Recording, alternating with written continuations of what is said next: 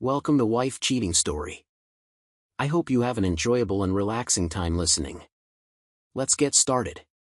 The midnight drizzle traced soft trails against the window as Michael stepped into the house he once called home, its familiar silence now uncomfortably heavy. His wife's laughter, soft and unmistakably intimate, drifted from behind the closed den door, followed by a deeper voice. Man's voice. As Michael approached, the flicker of shadows through the crack in the door confirmed his worst fears. He froze, listening to the murmurs that broke something fragile inside him. His phone shook in his grip as he angled it to record through the mirror's narrow reflection. A half-undone silk robe, a hand tracing her waist. He could burst in, confront, destroy. But instead, he whispered to himself, "Not yet." Before we dive into the full story, let us know in the comments where you're watching from. And if you're enjoying this tale, don't forget to subscribe and tap the notification bell so you never miss any of our upcoming stories. Chapter 1. Rain-spattered streetlights cast broken reflections on the slick asphalt as Michael pulled into his suburban cul-de-sac. The hum of his sedan's engine dropped to an idle purr, and for a moment, he just sat there, head resting lightly against the seat, eyes tracing the familiar outline of his house. Normally, he'd text Olivia that he was on the way home, but tonight he decided to keep his early return from a business trip a surprise. It was nearly midnight, and he was tired, but a vague disquiet itched at the back of his mind. Maybe it was the way she'd been oddly distant in their last few calls, small, subtle changes in her tone. Gravel crunched under the tires as he guided his sedan into the driveway. And that's when he noticed something unusual. Olivia's Lexus was parked at a crooked angle, half jutting over the lawn. Not like her at all, she was meticulous about everything, from her corporate wardrobe to how she parked her car. Michael frowned, a flicker of unease sparking in his chest. He switched off the engine, listening to the tick-tick of cooling metal. Rain pattered softly on the windshield, painting the world in watery shadows. What's going on? For a moment, he considered simply heading in, announcing, "Honey, I'm home." But a hunch, some primal instinct, told him to be careful. So he left his overnight bag in the trunk, stepping out only with his phone and keys. The drizzle soaked into his jacket as he approached the front door, noticing the hallway light was off. Normally, Olivia left a lamp on whenever she was up late or expecting him. Another small sign that tonight was not normal. Michael inserted his key quietly, turning the lock with slow precision. The door gave under his hand with a near-silent click. He stepped in, phone gripped tight. The house felt still, as if no one expected him. Usually, if Olivia were awake, she'd be in the living room working on her laptop or sipping tea in the kitchen. But from his vantage at the entryway, he caught only silence, darkness, and a subtle hum from the fridge. His senses sharpened. He inhaled no dinner aroma, no comforting sign of home. Where is she? He let the door ease shut behind him, scanning the shadows. That's when he saw it. A pair of men's shoes near the hallway rug. Large, polished, definitely not his. A spike of cold adrenaline shot through him. His eyes flicked from the shoes to the closed door leading to the den. He heard a soft noise like hushed voices, maybe. A quick mental check. Olivia occasionally had colleagues over for urgent finance discussions. But near midnight, with men's shoes in the hallway and the car parked weirdly? This scenario reeked of something else. Michael's jaw tensed, heart hammering. He could barge in, demand answers, let fury drive him, but that wasn't his style. He was never impulsive. Knowledge is power. If there was indeed an affair happening right now, he needed undeniable proof, not an emotional blow-up that could be flipped against him. He squared his shoulders, carefully setting his phone to silent. Then, with measured steps, he advanced toward the den. The faint voice was male, deeper than a typical co-worker's casual tone, and Olivia's responding murmur carried an intimate softness he recognized from their private moments. The kind of tone one uses with someone they desire, not a random colleague. As he approached, a narrow slice of light under the den's door revealed movement within. A small wedge of reflection in the hallway mirror let him glimpse inside if he leaned just right. Michael inhaled, 1,000 emotions swirling: anger, betrayal, heartbreak, denial. But he forced himself to remain calm. He angled his head, straining to see. Through that subtle reflection, he made out two silhouettes. Olivia, in her silk robe, partially undone, pressed intimately against a tall, broad-shouldered man. A flicker of recognition. That man was Ethan, Olivia's new boss. Michael had met him once or twice at corporate gatherings. The CFO-boss relationship was rumored to be friendly, but he never suspected. He watched, heart pounding, as Ethan's hand trailed along Olivia's waist. She let out a soft gasp, leaning into him. "This is real," Michael realized, feeling a swirl of fury so intense he almost stepped forward to smash the door open. But no, he needed more than emotional confrontation. He needed unassailable proof that would guarantee retribution. He carefully raised his phone, switching to camera mode. Through that narrow mirror reflection, he snapped a series of pictures. They might not be perfect, but enough to show Ethan's face, Olivia's half-bare figure. Enough to confirm she was cheating with her boss. A wave of nausea hit him. He quietly retreated, heart threatening to hammer out of his chest. Outside, the night air felt like a slap to the face. He took a moment under the porch overhang, letting the drizzle cool his feverish pulse. She's betraying me right now. Michael forced himself to think. If he stormed in, fists flying, Ethan might slip away and spin the narrative. If Olivia claimed it was just a misunderstanding, or if pictures were too blurry, the advantage might be lost. He wanted them both cornered. So he hatched a quick plan. He'd ring the doorbell from outside, giving them time to scramble, letting Ethan attempt some covert exit. Meanwhile, Michael would appear none the wiser, giving them the illusion that they'd gotten away with it. So he did just that. Walked around front, pressed the doorbell, and waited. A flurry of movement inside, low curses, footsteps. Then Olivia's voice, louder than normal. "1 second!" The door opened. There she stood, hair slightly disheveled, robe hastily secured. She forced a bright, startled grin. "Michael, you're home early. I wasn't expecting you." He gave a mild shrug, feigning a casual smile. "Surprise? My meeting ended sooner than planned." His gaze swept inside, noting how she shifted her stance to block the hallway's view. "Oh, that's great," she said, voice jittery. I was just working on some CFO tasks in the den. You must be exhausted." Michael forced a small laugh. "You know me, business trips can be draining. Mind if I come in?" She stepped aside, letting him pass, lips pulled tight in an uneasy smile.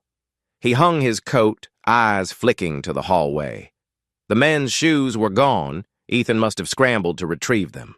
Possibly he was cowering in some side closet or out the back door. The house smelled faintly of perfume and sweat, no dinner aroma. "Where's your car?"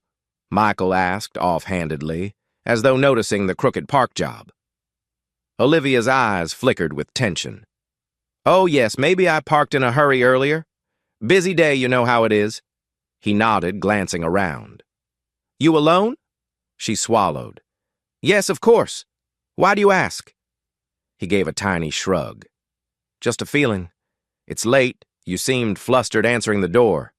She forced a laugh. "Ha! I was just startled. Didn't hear you pull up?"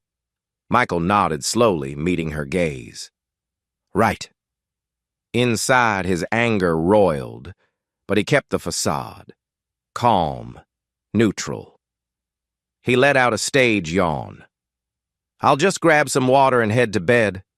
We can catch up tomorrow." She offered a quick, relieved nod. "Yes, sure. Let's do that." As Michael stepped into the kitchen, he spotted through a back window the faint shape of a man slipping through the side yard. "There goes Ethan," he mused, lips tightening. Ethan likely believed he'd made a clean getaway. Meanwhile, Olivia hovered in the hallway, probably anxious to ensure Michael didn't look outside. Michael rummaged in the fridge for a bottle of water casually. "Any dinner left over?" Her voice trembled slightly. "I didn't cook tonight. Sorry, I just got back from a finance meeting." "Ah, makes sense," he said, sipping water. "No worries. I'll just crash. I'm beat." In truth, he ached to confront her, to unleash his rage. But he repeated the mantra. Knowledge is power. Control the narrative. If he let them suspect he was ignorant, they might slip deeper into the affair, giving him more evidence. Later, in the guest bedroom, he told Olivia he needed quiet after traveling. Michael locked the door and examined the photos on his phone. The mirror angle was decent enough. Ethan's face partially turned but recognizable. Olivia's figure undeniably intimate in his arms. He seethed, seeing her parted lips pressed to Ethan's. He also typed quick notes. Date, time, location. This was step one in building a rock-solid case for maximum revenge.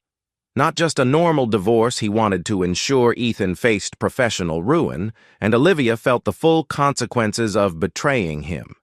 Quietly, he texted Troy, his best friend and co-worker. "I have immediate proof of Olivia's affair with her boss. I'm not confronting yet gathering more. You free for a chat tomorrow?" Troy responded instantly. "Damn. Yes. Anytime." Michael set the phone aside, fists clenched. The bed felt cold. The entire house felt foreign. He reminded himself, "Don't fall apart. Don't be a naive husband who begs or breaks. That's not me."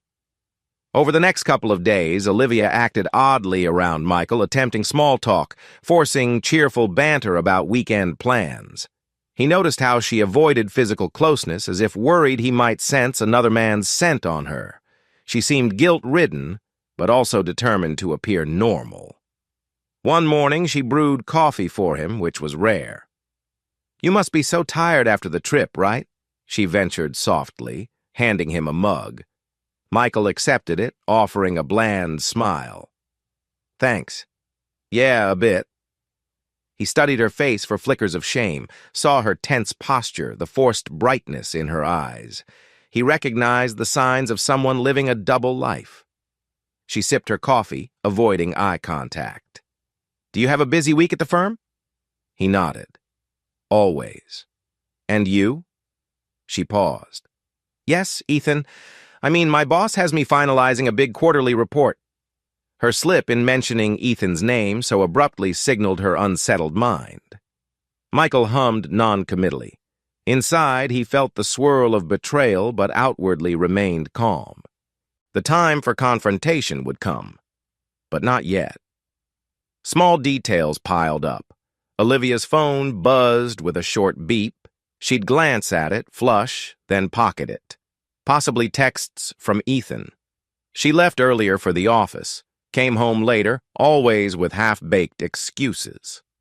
Once, while she showered, Michael peeped at her open laptop. An email from E. Johnson with the subject, "Tonight's plan." She'd quickly closed the window when noticing him approach.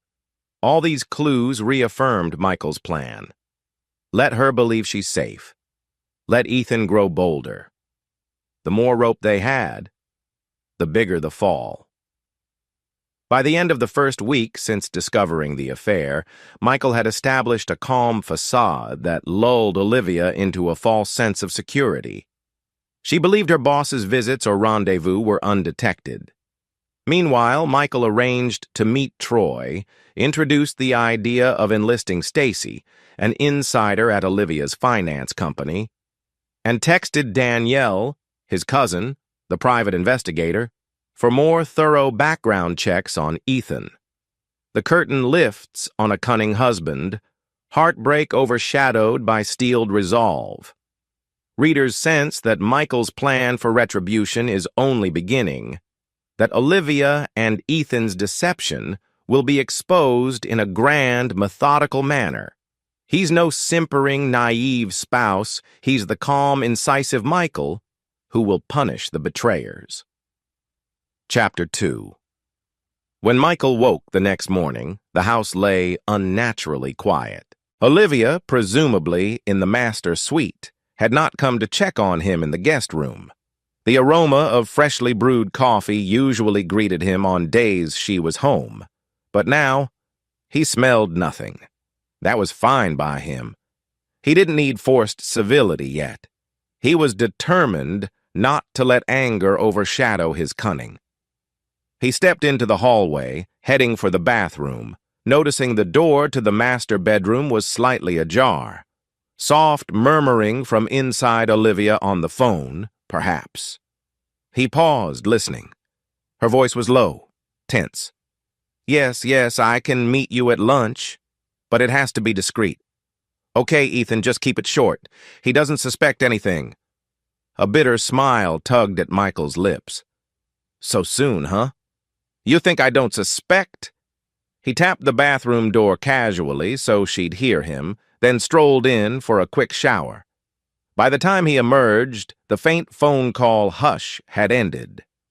Downstairs, he found Olivia sitting at the kitchen table, eyes flicking to him with forced brightness. She wore a crisp black blouse and pencil skirt, her CFO power attire. A mug of coffee rested in front of her, half empty. "Good morning," she greeted softly. He nodded. "Morning." Opening a cupboard, he grabbed a cereal box, preparing his own breakfast in silence. The tension was palpable. She cleared her throat. "You came home late last night. Everything okay?" He shrugged, keeping it casual. Work trip ended earlier than expected, but flights were delayed. "All fine." She shifted in her seat. I didn't hear you come in. Must have been exhausted. Sorry I missed you." He forced a mild smirk. "No worries. We can catch up later." She let out a tiny sigh, as if both relieved and unnerved by his disinterest. Possibly she expected confrontation about the shoes, or some direct question about her work night. Instead, he gave her nothing. After a moment's awkwardness, she rose. "I should head out soon. Busy day at the firm. Ethan wants a final review on some Q3 data." Michael's gaze flicked to her face at the mention of Ethan's name. She blushed slightly, eyes darting away. He nodded. "Sure. I've got a big project at my tech firm, so I'll be late. Have a good one." She offered a stiff smile, then left, footsteps echoing on the tile. Once the front door shut, Michael allowed himself a long exhale. He sipped coffee alone, mind racing with how to proceed. Her guard might be up, or she might be thinking I remain clueless. Later that morning, Michael drove to a nearby cafe, where Troy awaited him at a corner booth. Troy was a longtime friend and co-worker at Michael's tech firm, though Troy specialized in security protocols, while Michael handled senior engineering. They'd bonded over a shared appreciation for logic puzzles and non-nonsense problem-solving. If there was one person Michael trusted to keep this secret plan, it was Troy. Michael slid into the booth, ordering a black coffee. Troy studied him, brow furrowed. "You look like you haven't slept." Michael nodded grimly. "I found out last night that Olivia's definitely cheating with her boss, Ethan." Troy's eyes widened. "Holy, you sure?" Michael took out his phone, opening the photo gallery. He showed Troy the snapshots he'd taken through the mirror reflection, grainy but undeniably depicting Olivia in Ethan's arms, half-dressed. the timestamp proving the date and time. Troy shook his head, letting out a low whistle. "Damn it. I'm so sorry, man. You okay?" Michael exhaled slowly. Furious, hurt, but determined not to be naive or reckless. She has no clue I saw them. Troy's expression hardened. "What's your plan?" Michael sipped his coffee, then outlined his approach. He wouldn't confront Olivia outright yet. He'd gather further proof, especially if Ethan's manipulations ran deeper at her finance firm. Possibly, they'd get help from a private investigator, Danielle, Michael's cousin. He wanted to see if Olivia was willingly cheating or coerced into something bigger, given Ethan's rumored shady nature. Then decide how best to punish them both. Troy nodded, taking it in. "That's wise. If you just blow up now, she might spin it in a divorce or take advantage. If Ethan's truly powerful, you want maximum evidence. I'll support however I can."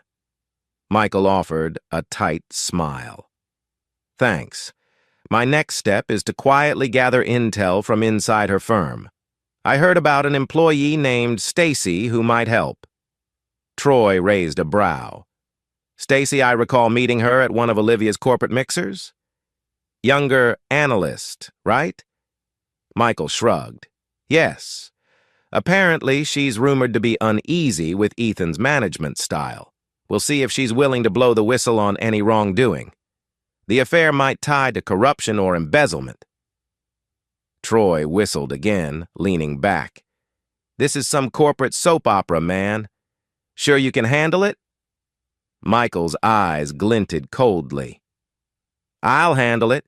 This is my marriage and my dignity on the line. And that asshole boss is messing with the wrong husband." Troy grinned, clapping a hand on Michael's shoulder. "Now that's the Michael I know, methodical but lethal when provoked."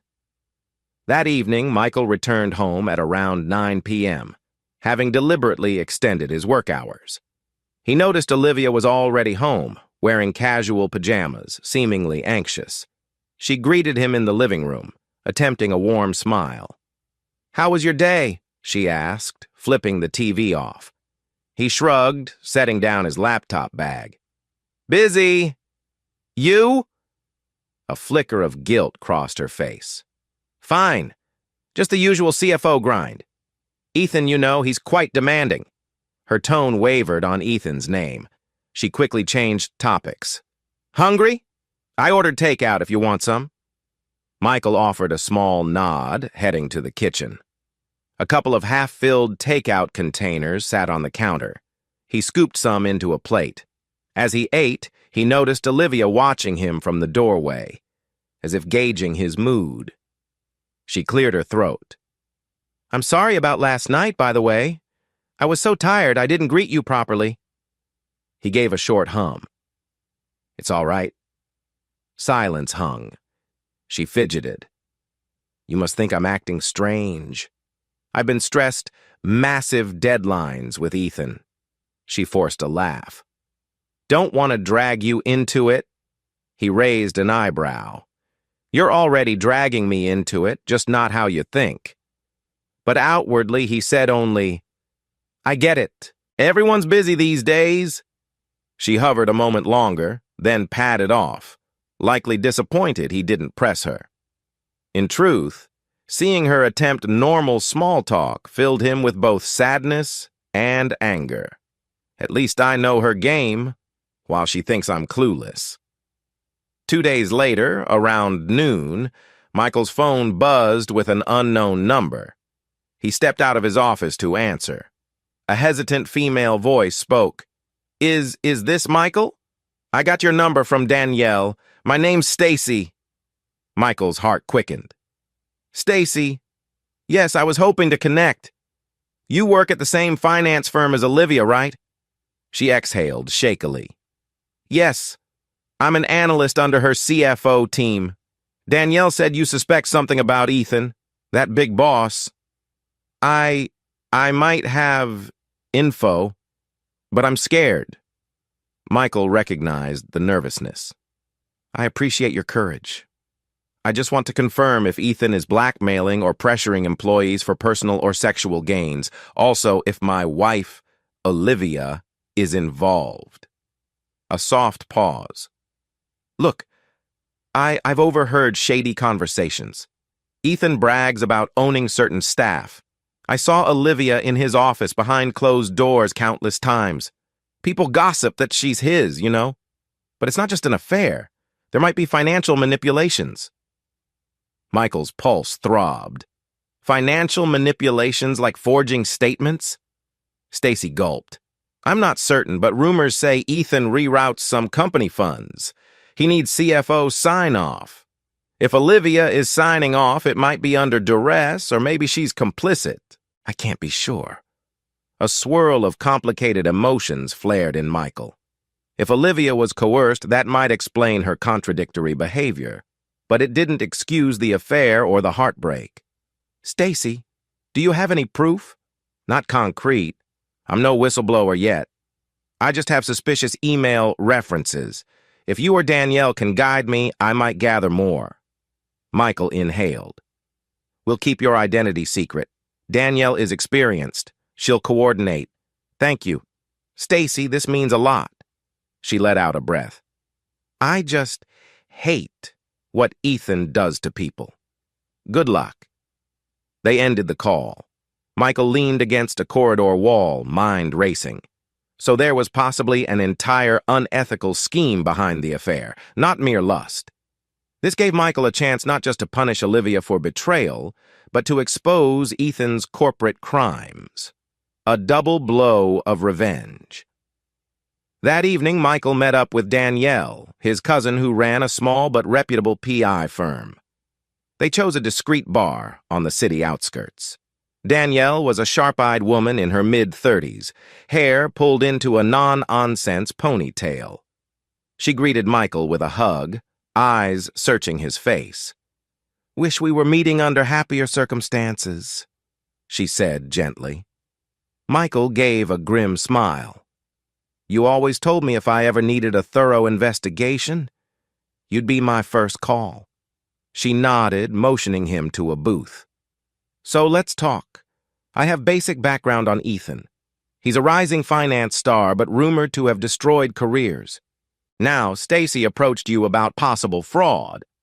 Michael relayed the details. Olivia's suspicious behavior, the affair with Ethan he'd confirmed, the possibility Olivia might be pinned or blackmailed into unethical CFO sign-offs. Danielle listened intently, occasionally jotting notes. When he finished, she tapped her pen on her notepad. This is bigger than a typical cheating spouse scenario. Ethan might be using sexual leverage to launder money or manipulate CFO decisions.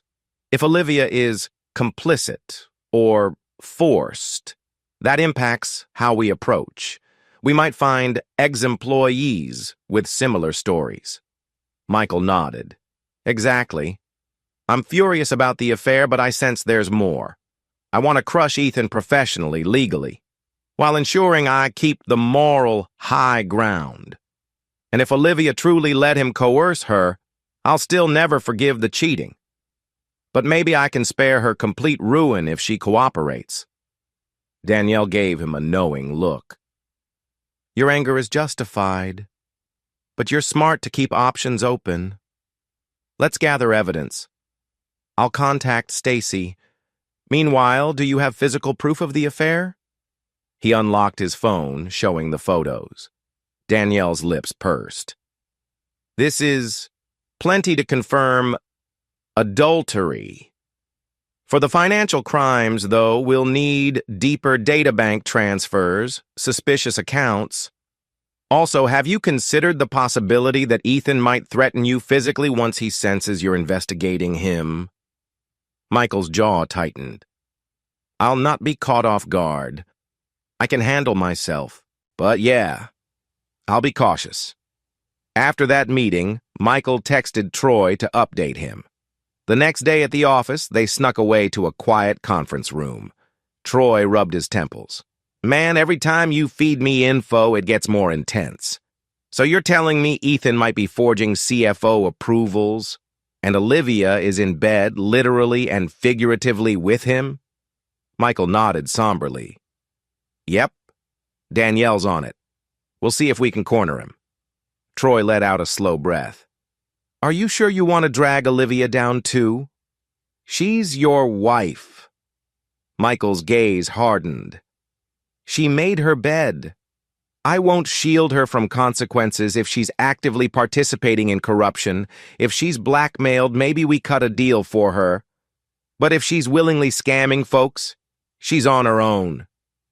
Troy studied Michael's face, seeing the cold determination. Understood. Just be mindful of your own well-being. Divorce or scandal might be inevitable. Don't let it consume you. Michael's lips curled into a small, grim smile. I'm not letting it consume me. But I won't be a meek victim either. Olivia and Ethan think they can hide. I'll show them they chose the wrong man to betray. Troy nodded, respect evident in his eyes. I'm with you all the way, buddy. As Danielle dug deeper, she fed Michael tidbits. Employees at Olivia's firm whispered about Ethan's inner circle, rumored to enjoy lavish dinners, possibly hooking up with him for career boosts. One rumor even suggested a co-worker had been fired for refusing Ethan's advances. Yet it never reached HR formally. He was too powerful, covering tracks with legal intimidation or hush money. Michael was disgusted. Olivia was one among many, or was she singled out for CFO-level compliance? The betrayal stung, but the bigger picture suggested Ethan wasn't just preying on lonely subordinates, but orchestrating a potential criminal web. Stacy provided Danielle with partial evidence of unorthodox wire transfers, including peculiar notations that had the CFO's digital signature. If proven fraudulent, Ethan could face serious charges. If proven that Olivia knowingly signed, she too was implicated. Michael quietly observed Olivia's behavior at home, her anxious phone checking, her half-lies about meetings whenever she came home late. He played dumb, letting her keep up the facade. The more comfortable she felt lying, the more mistakes she'd make. One evening, Michael's phone pinged with a message from an unknown number. Stay out of grown folks' business. You have no idea who you're messing with. EJ. Michael stared, fury building. EJ Ethan Johnson? So he's arrogant enough to text me threats? He typed a calm reply. Don't text me again or I'll forward to the authorities. Enjoy your illusions of power while you can. He blocked the number, heart pounding.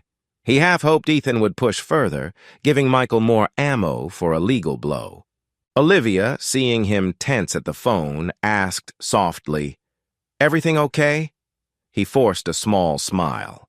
Just a spam text. She watched him, suspicious, but said nothing. Over the next days, Olivia seemed more and more on edge, occasionally on the verge of tears around Michael. She'd start to speak, then clamp up. One night after dinner, she finally mustered a confession-like statement. Michael, I'm sorry if I've been distant. Work's complicated. Ethan's piling demands on me. She looked like she wanted to say more, but lacked courage. Michael offered a mild nod. I get it. If you want to talk, I'm here. He disguised the sarcasm in his voice. She faltered, eyes dropping. I appreciate that. Then she hurried off, as though afraid to reveal anything. Michael's thoughts churned. Is she about to break? She might be in deeper trouble than just an affair. If she'd come clean about blackmail or forgery, maybe Michael could negotiate a lighter outcome for her. But she refused to fully confess. So be it. He would gather the truth himself. Just as Michael prepared for bed that night, his phone lit up with Danielle's name. He answered, stepping into the guest room. Her voice was urgent. Michael, I found something big. Ethan's forging CFO sign-offs on large sums like hundreds of thousands of dollars. There's a chance he might scapegoat Olivia if this collapses. He's making it look like she was the real beneficiary. Michael clenched a fist, heart hammering. So she's set up as the fall guy if authorities sniff around? Exactly. I also have intel that Ethan's pushing her to sign a new set of documents soon, finalizing some overseas shell accounts. If she does, she's legally complicit. If not, he might threaten to expose their affair or sabotage her. Michael's anger burned. He's cornering her from both sides. Danielle exhaled. Right. We have to act fast. Stacy says an internal audit might spark soon. If that happens, Olivia might be indicted. Are you going to let her crash or intervene? Michael paused, mind swirling. Betrayal or not, he didn't want Olivia rotting in prison for Ethan's crimes. He wanted justice that specifically hammered Ethan. I'll step in, but only if she cooperates fully. Let's coordinate a plan. Danielle agreed. Time is short. They might finalize these documents within days. Michael ended the call, eyes blazing with determination. The next phase of revenge would unfold, not just exposing the affair, but unraveling Ethan's entire empire, ensuring he faced corporate meltdown, possibly prison. Olivia's fate hinged on whether she'd come clean or remain complicit. One thing was certain. Michael was no meek husband. He'd orchestrate a downfall so thorough, neither Olivia nor Ethan would see it coming. Chapter 3. The morning after Michael's urgent conversation with Danielle, he awoke at dawn, mind whirling with plans. The revelation that Ethan might be forging CFO approvals in Olivia's name had changed the game. It meant Olivia was at risk of legal repercussions, and that Ethan had more power over her than just an affair. If he pinned the entire scheme on her, she could face prison. For all her betrayal, Michael had no desire to see her locked away. He wanted accountability, but not necessarily the destruction of her entire life, unless she'd actively chosen this path. He stepped out of the guest bedroom. The hallway lay in half-light, hush broken only by a faint rustle from the kitchen, probably Olivia prepping for work. He inhaled, bracing for the usual tension-laden morning routine, but as he approached, he found her perched at the dining table, phone in hand, worry lines etched on her brow. She glanced up. "You're up early?" she said softly. He shrugged, moving to grab a glass of water. "Lot on my mind. Big tasks at work." She nodded, biting her lip. I have a busy day, too. Meetings, more numbers to finalize." Her voice trailed off like she wanted to say more. Finally, she exhaled. "Michael, are we okay? You seem so distant. I keep feeling you're upset with me." He kept his expression neutral. "I've had a lot on my plate. Deadlines, expansions at the tech firm. I guess we're both swamped, right?" He let the subtext hang. Her eyes flickered with guilt or fear. "Right. Sure." He took a measured moment to observe her, the strain in her posture, the shadow under her eyes. She was likely torn between Ethan's demands and her own moral panic. If she's truly coerced, she might soon break. He gave a small, non-committal nod and headed out, leaving her with her coffee. Later that morning, Michael sat in his car outside a small cafe waiting for Danielle. She pulled up moments later, stepping out wearing a crisp blazer that gave her the air of a no-nonsense professional. Sliding into the passenger seat, she handed Michael a folder. "Stacy came through," Danielle announced, tapping the folder. "Partial internal emails. Some suspicious wire transfers labeled with Olivia's CFO credentials. Ethan's signature is absent or hidden behind dummy sign-offs, but everything funnels back to him. Olivia might not realize how thoroughly he's pinned it on her." Michael flipped through the emails, scanning references to overseas reconciliation with large sums. The CFO sign-off was indeed a digital stamp reading "Approved by O. Reed." It made his stomach turn. Even her affair might be overshadowed by potential criminal charges if Ethan turns on her. Danielle continued. I suspect Ethan wants to finalize another big transaction soon, some rumor about a $500,000 shift to a shell corp. If Olivia signs that, the paper trail cements her role. She'll be the one the firm's board or the feds might target. Michael set the folder down, anger simmering. So if Ethan feels threatened, he'll toss her under the bus. She's in deeper trouble than she knows. Danielle nodded. The question is, do we let her walk into that final forging or do we warn her? We could set a trap for Ethan if we intercept, but time is short. Michael clenched the steering wheel. I'm torn. Part of me wants her to face consequences for cheating, but I also don't want her in prison. I'd rather see Ethan destroyed. Let me think. They sat in silence a moment. Danielle patted his shoulder. We can orchestrate a scenario where she's forced to see how Ethan's framing her. Then she might flip on him, give us the final evidence we need. Meanwhile, you remain the husband who knows nothing. Once she cracks, you step in with a strategy. Michael gave a grim smile. Yes, that might do it. Let's plan carefully.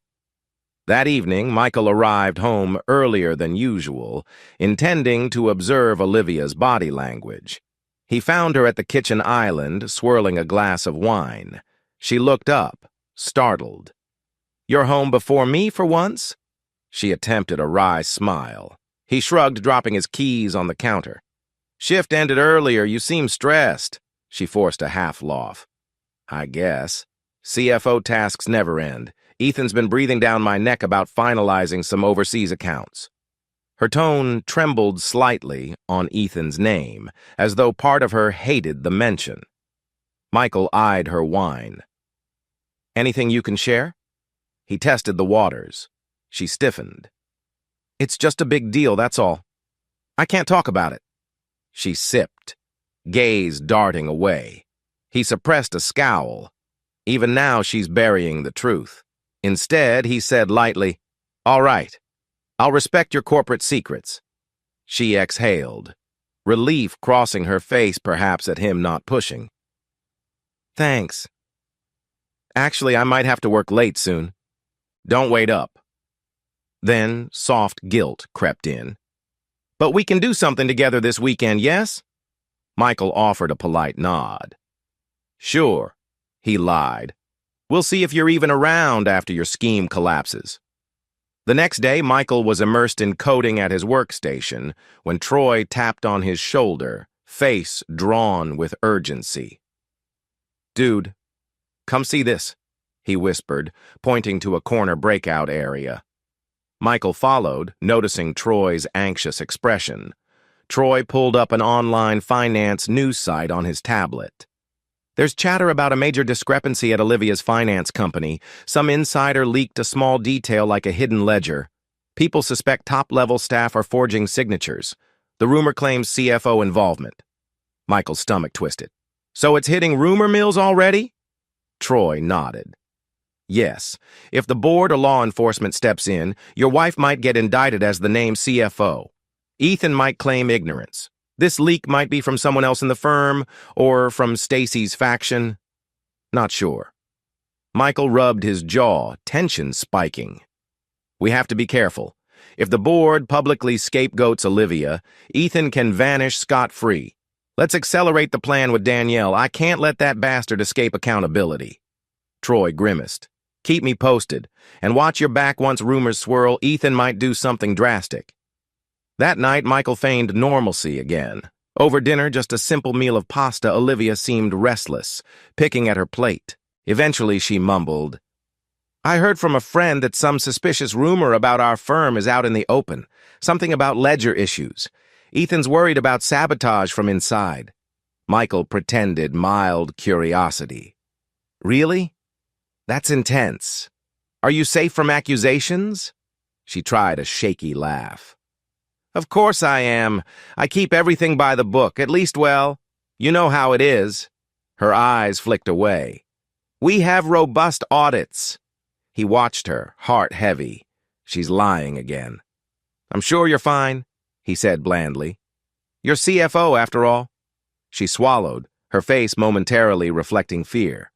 Then she forced a nod. "Yes, I'm CFO. I have to handle it." He let the conversation die.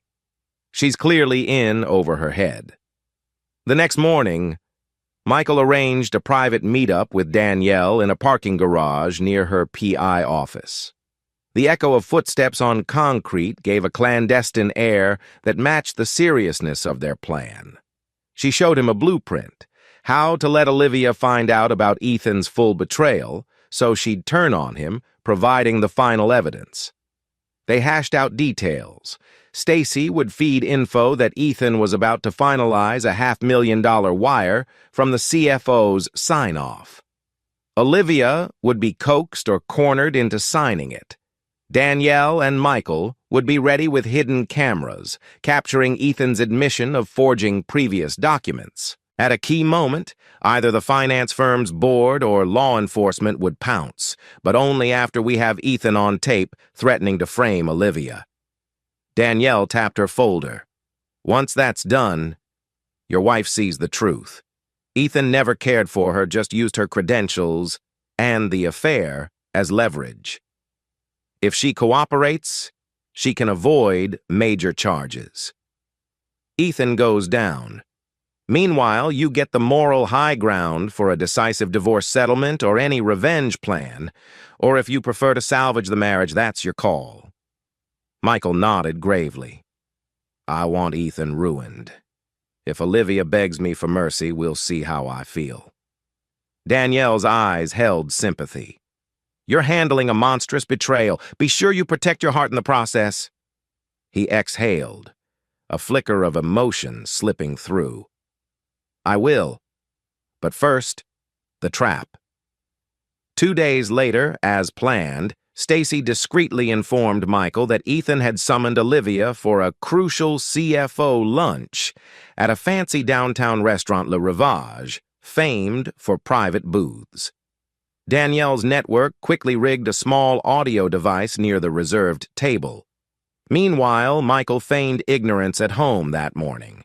He told Olivia calmly, "I might be working late again," and she offered the standard, "I also have a big lunch with a potential investor." That was the code, apparently. He nodded, forcing a mild grin. Inside, adrenaline churned. "Today, we catch you and Ethan in the act."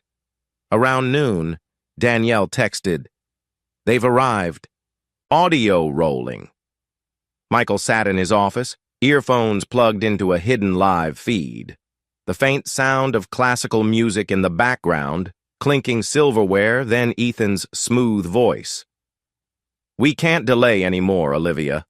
This final wire must happen this week. I don't care if you're squeamish. Your CFO stamp is all we need," Olivia responded, voice trembling. "But the board is on high alert. If I sign something suspicious, they'll question me. I can't—" Ethan cut her off with a low hiss. "Yes, you can, if you value your position. Or our arrangement. You think I won't mention your little extracurricular activities to your husband? Or better, I'll present the forged docs making it look like you engineered everything." A pause. Her breath caught. "You'd frame me?" He chuckled darkly. "If forced, yes, but cooperate and we both profit. Don't get melodramatic. That rumor about an internal ledger leak is just noise. People fear me. The only one who should fear is you if you disobey." Michael felt his teeth grinding. "You vile bastard." Then Olivia, near tears, said softly, I need more time. My husband's been suspicious lately. He might sense something's off." Ethan's voice turned icy. "Your husband is a nobody, a quiet engineer. He can't touch me. Focus on what I told you. Sign the final doc or you lose everything." The conversation ended after Ethan barked for the check, the audio capturing them leaving. Michael removed his earphones, fury pulsing in his veins. The man used fear, blackmail, and sexual exploitation to twist Olivia. But that didn't erase her betrayal. She'd still chosen to cheat. He quickly contacted Danielle. We have enough to show Ethan's threatening her. She's not innocent, but definitely coerced. Next step is to ensure we catch him at the moment he finalizes the doc, right? Yes, Danielle confirmed. Stacy says the official signing is scheduled in a private boardroom tomorrow evening. If we plant a hidden camera, we'll capture Ethan, basically forcing Olivia to sign. Then we pounce. Michael exhaled, nodding. I'll be there discreetly. Let's finalize the sting. That night at home, Michael found Olivia in the living room, half distracted by some spreadsheet. She looked up, startled. Oh, Michael. Didn't expect you back so early. He approached quietly, noticing her expression was on the edge of tears again. Is everything okay? She hesitated, clearly wanting to unload something but terrified. Finally, she set her laptop aside. Work is complicated. Ethan is pushing me beyond my comfort zone. I can't talk details, but I'm in trouble, Michael. A tear slipped down her cheek. He gently patted her shoulder, ignoring the swirl of betrayal in his own heart. You can tell me, we're married. If something unethical is happening, let me help. She let out a shaky breath. Ethan. He's not who I thought he was. He's pressuring me to sign questionable transactions. I fear if I refuse, he'll ruin me both at work and personally. It might even hurt you. Michael feigned mild surprise. Hurt me how? Threats? She nodded miserably. He has personal leverage. He can spin things to blame me if any wrongdoing surfaces. I don't want to drag you into a scandal. Just believe me. I never wanted to be in this mess. Her voice cracked, tears rolling. He studied her, feeling a complex mix of pity and anger.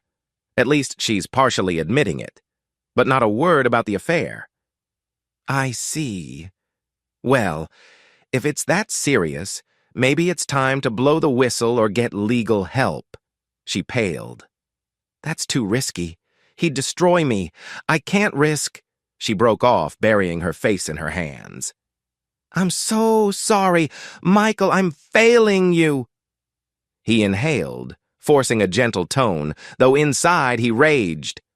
She's sorry for the finance crimes, but not the sexual betrayal, or too ashamed to mention it. We'll figure something out. He patted her back, but remained aloof, letting her tears flow.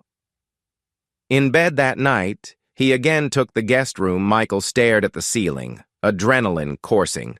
Tomorrow, Ethan would push Olivia to sign that final forged doc. Michael, Danielle, and Stacy would orchestrate a hidden camera in the boardroom. They'd capture Ethan's threats, plus the damning conversation proving how he orchestrated the entire scheme.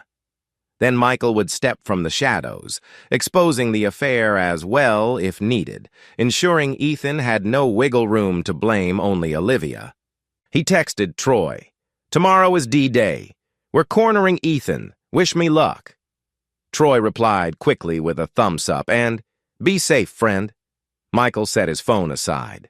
1,000 images flickered across his mind, of Olivia's tender smile back when they were newlyweds, of her lying in Ethan's arms in that mirror reflection, of the furious conversation at the fancy lunch. He felt no confusion about proceeding. She's made her choices, but if she's truly coerced, I can let the law handle her role. Meanwhile, Ethan would face the full brunt of Michael's orchestrated downfall. He closed his eyes, letting his rage settle into the calm resolve that had guided him thus far. Chapter 4. Michael woke early, tension coiled in his gut. Today was the day. According to Stacy and Danielle, the suspicious final wire worth $500,000 would be approved by Olivia's CFO signature at 5 p.m. in the firm's main boardroom. Ethan insisted it happen after normal hours to avoid prying eyes. Unbeknownst to him, Danielle and Stacy planned a hidden camera and a direct link to local authorities, ensuring a swift takedown if Ethan incriminated himself. Michael left the house quietly, exchanging only minimal words with Olivia. She looked distraught, possibly anticipating the dreaded meeting. He offered a gentle, "Good luck at work," and she cast him a sorrowful glance. "Thanks," was all she managed. At around noon, Danielle texted, "In position. Stacy's friend in building maintenance is letting us plant the camera in the boardroom clock. We'll control it remotely. You just get here by 4:30. Michael took a half-day off from the tech firm, telling his manager he had urgent personal matters. By 4 p.m., he parked a few blocks from Olivia's finance company. Troy joined him just for backup. "Ready for the big show?" Troy asked, voice taut with excitement. Michael nodded, adrenaline thrumming. "Danielle's inside. We'll slip into a vacant office, watch the live feed. Once Ethan corners Olivia, we jump in if needed." Troy exhaled. "This is huge, man. The moment you've been meticulously building toward." Michael's lips set in a thin line. "Yes, let's do it." Disguised in a simple baseball cap and a dull business casual outfit, Michael followed Danielle's instructions. An ally in security had left a side door discreetly unlocked. He and Troy slipped in, meeting Danielle in a small utility office. She wore headphones, monitoring a laptop feed from the boardroom camera. Stacy was also present, pale with nerves but resolute. Stacy whispered, "Olivia and Ethan scheduled for 5 p.m. exactly. They usually confirm final documents at the big conference table. I can trigger the alarm if needed." She looked at Michael with concern. "I hope we're doing the right thing." Michael gave a tight nod. "We are. Ethan's a predator. He needs to be stopped. And if Olivia is truly coerced, this is her lifeline." Danielle tapped the screen. "Cameras live. Audio tested. We see a blank boardroom now. Let's wait." Time crawled. Michael's mind reeled with 1,000 what-ifs. What if Ethan guesses a trap? What if Olivia signs anyway, dooming herself to criminal liability? What if the affair is more personal than coerced? He forced each question aside, focusing on the methodical calm that had guided him. At 4:55, audio crackled someone entered the boardroom. The camera feed revealed Olivia looking tense, carrying a folder. She set it on the table, pacing, phone in hand. Then Ethan walked in, exuding smug confidence. Michael felt his pulse spike. It's showtime. Through the hidden mic, they heard every word as Ethan greeted Olivia with a quiet, "You're on time. Good. Let's finalize this." He locked the boardroom door behind him, presumably to ensure privacy. Olivia's face showed alarm at the locked door, but she said nothing. He slid a set of documents across the table. "Here's the wire transfer slip. Just sign in the CFO space. No fuss. We moved the funds. Everyone's happy." Olivia's voice shook. "Ethan, I'm worried. The internal rumor about missing funds is growing. If they trace it, they'll see my digital signature. They'll call me a thief." Ethan's mouth twisted in a sneer. "Relax, sweet CFO. If you do what I say, I'll ensure you come out unscathed. I'll forge some doc that pins it on a random shell if needed, but if you refuse—" He trailed off, letting the implication hover. She swallowed. "You'd blame me entirely, wouldn't you?" He chuckled coldly. "I'd have no choice. Also, your affair with me, your husband might be real interested. Or you're bored. CFO sleeping with her boss for promotions, imagine the scandal." Olivia's eyes glistened with tears. "You can't, Ethan. I never wanted to cheat on my husband. You manipulated me, threatened my career." He gave a lazy shrug. "You enjoyed it. Don't pretend innocence. Now sign." He tapped the line with a pen. "Time is short." In the small utility office, Michael clenched his jaw. He saw Olivia on the feed, trembling with the pen in hand, tears slipping. She was caged, forced to comply with the man who leveraged her body and finances. Despite her betrayal, I see she's also a victim, he realized. Still, his anger at her adultery remained. He fought the urge to storm in now, let the camera capture Ethan's full admission. Ethan's voice turned sharper. "Sign it, or I release the texts, the photos we took. I'll spin it that you masterminded the scheme. Your choice, Miss CFO." She sniffled, glancing at the paper. Then, with trembling fingers, she began to sign. Danielle shot Michael a glance as if silently asking, "Should we intervene now?" Michael nodded. Enough was enough. They had the confession. The signature might finalize the crime, but also they had to ensure Ethan's self-incrimination was complete. Troy hovered, ready to open the door. Right before Danielle signaled them to move, Ethan grabbed a second folder, grinning. "Here are the older transactions. Remember how you let me do them? If the shit hits the fan, I'll say you did it alone. I'll produce these old documents with your signature. Face it, Olivia, you're stuck." Her voice choked. "But you forced me. You threatened to ruin my marriage." He laughed. "Your marriage was already shaky if you jumped into bed with me so easily. Now sign the new doc and we can keep riding this wave of power. Or do you want prison?" That was the final straw for Michael. He turned to Danielle, voice tight. "We go now." She nodded, pressing a phone button that alerted the building's allied security staff. They'd approach with real law enforcement. Time to crash the party. Troy and Michael rushed from the utility office, Danielle on their heels, heading to the boardroom.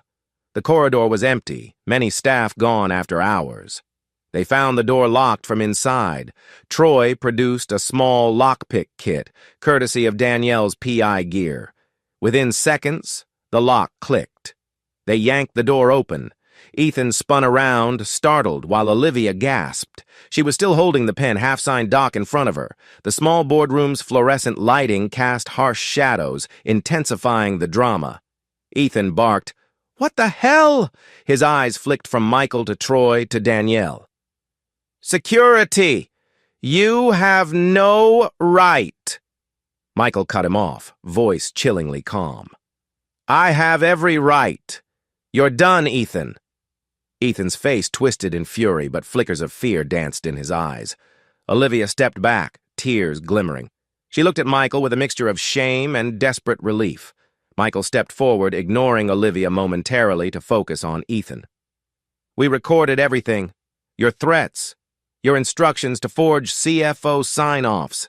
The blackmail about her affair. We have it on camera with audio. The law's already on the way." Ethan's bravado cracked. You're an engineer, not a detective. You can't—" Michael's lips curled. "I can, and I did.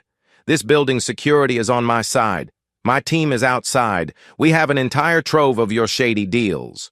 He pointed at the scattered documents. "That right there is proof enough." Ethan lashed out. "Olivia's the one signing. She's the CFO. She's the real criminal." He tried to pivot, turning on her. "Tell them, Olivia, you wanted this." She paled, voice trembling. She looked at Michael, tears streaming.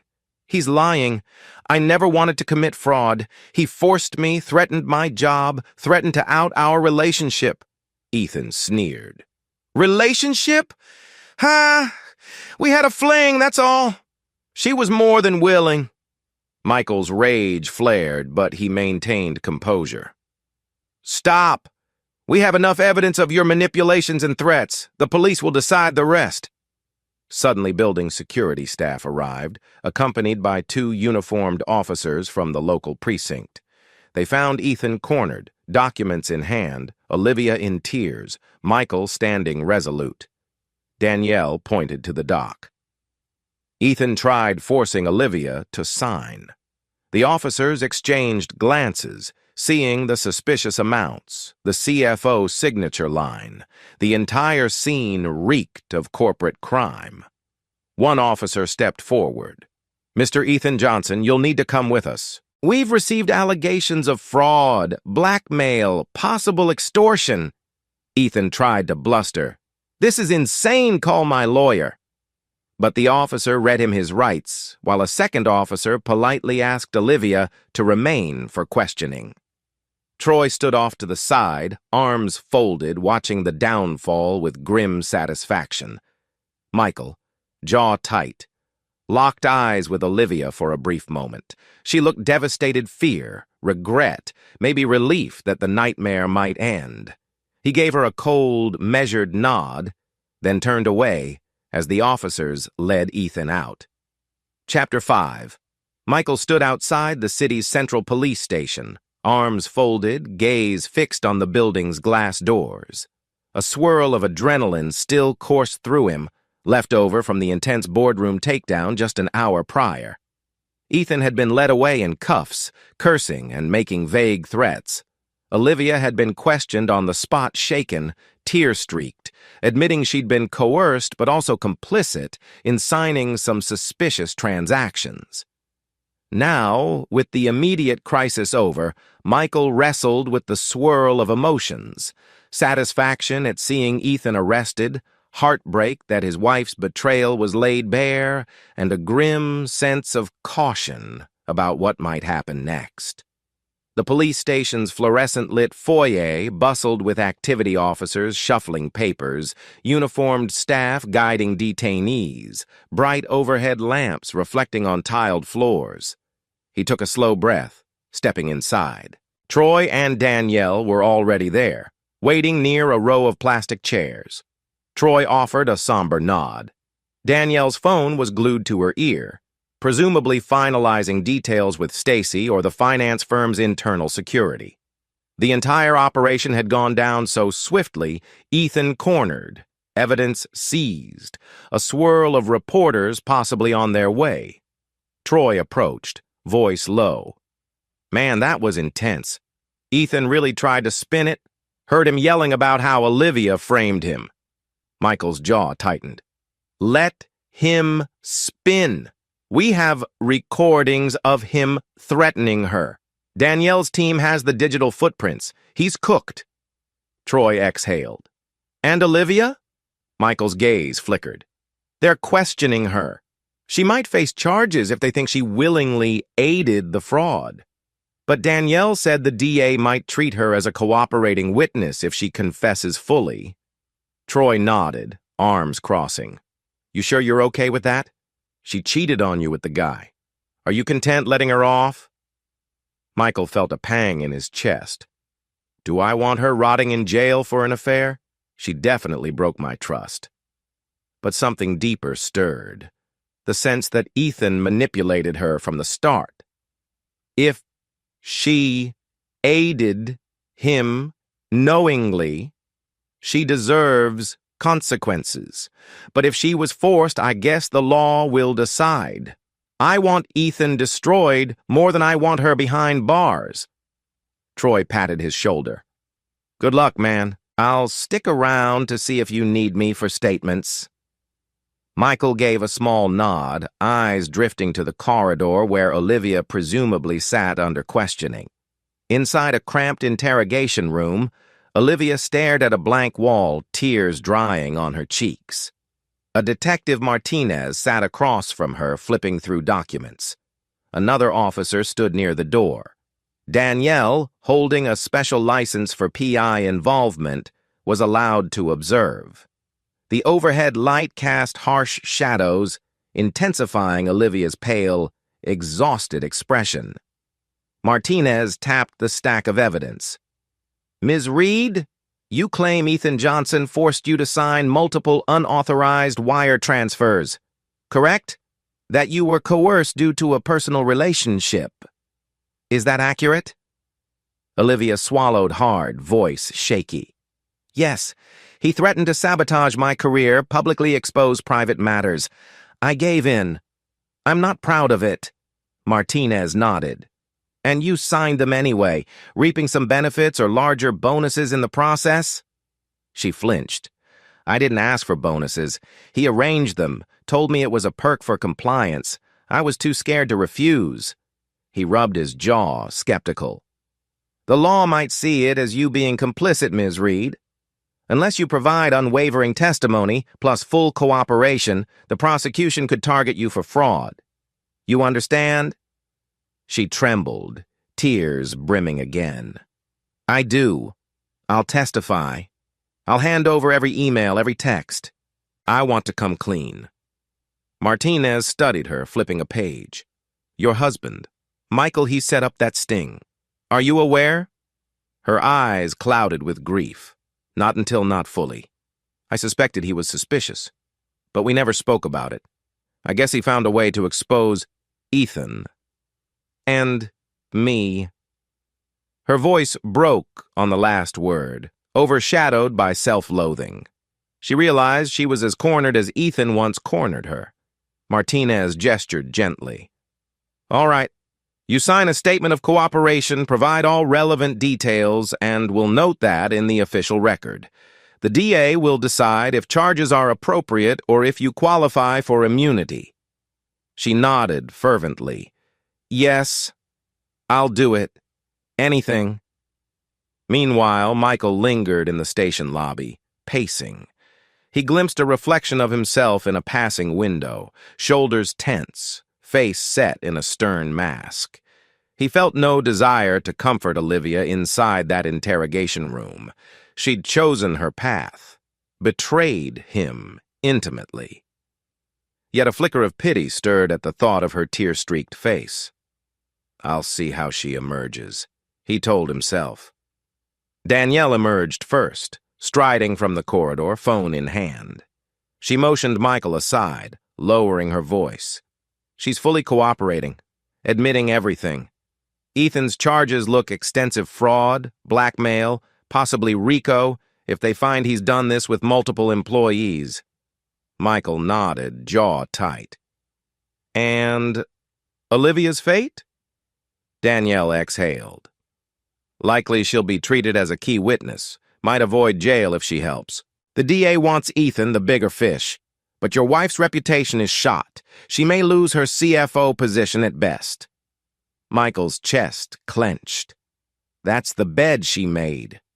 "So be it. She chose an affair and shady dealings.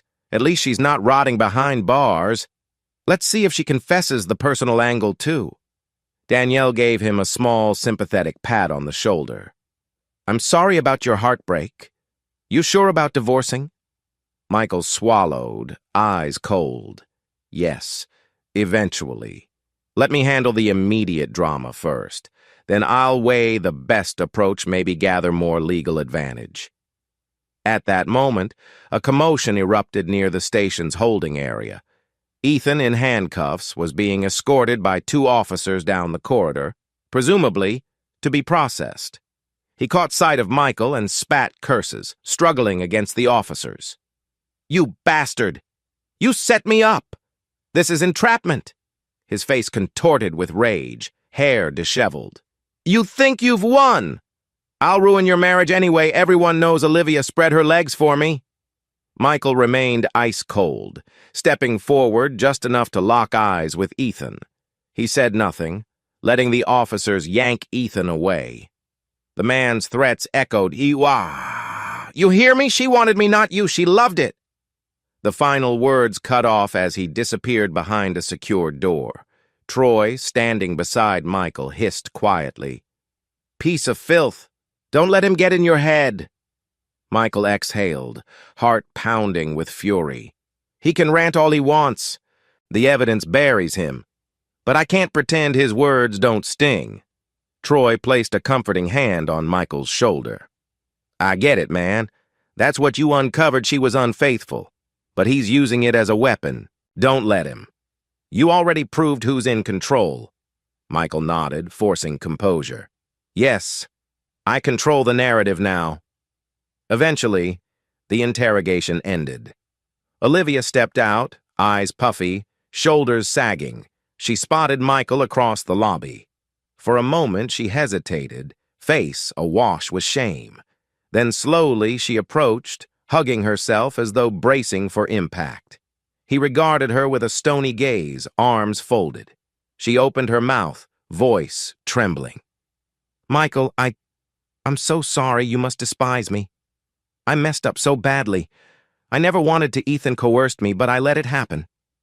He forced neutrality, though his chest felt tight.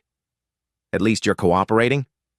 You'll probably avoid major prison time if you help the DA.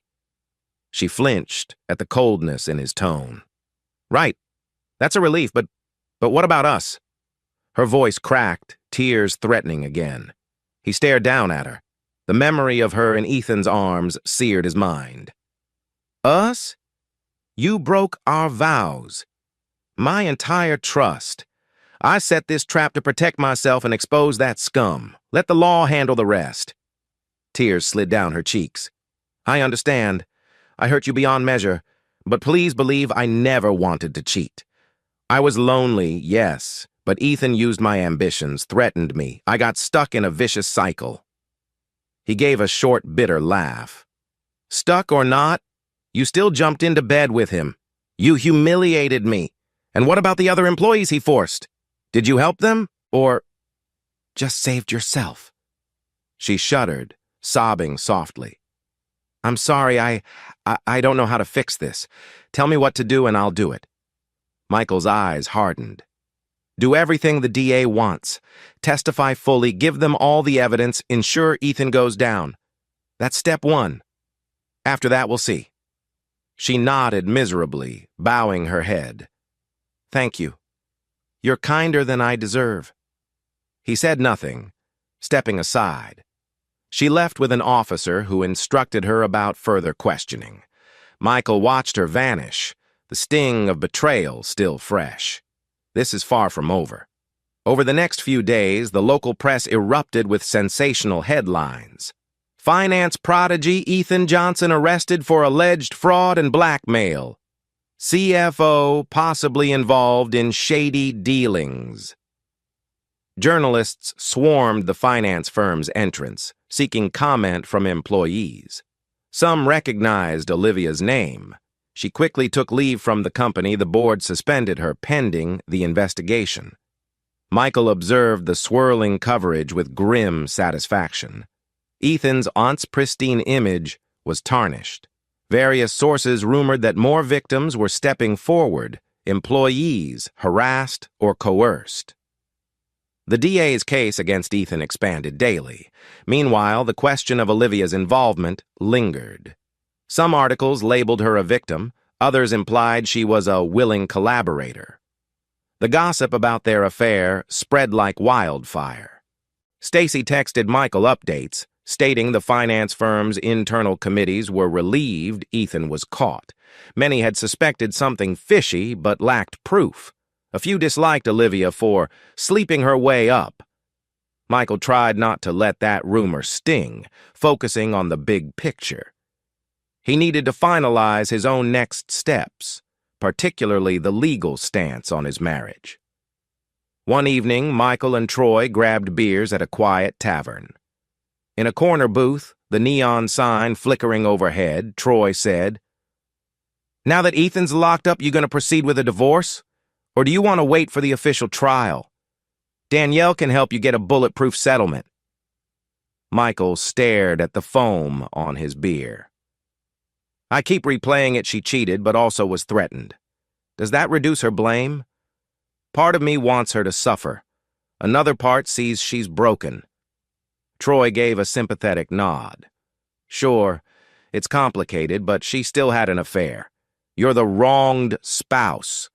If you want out, no one can blame you.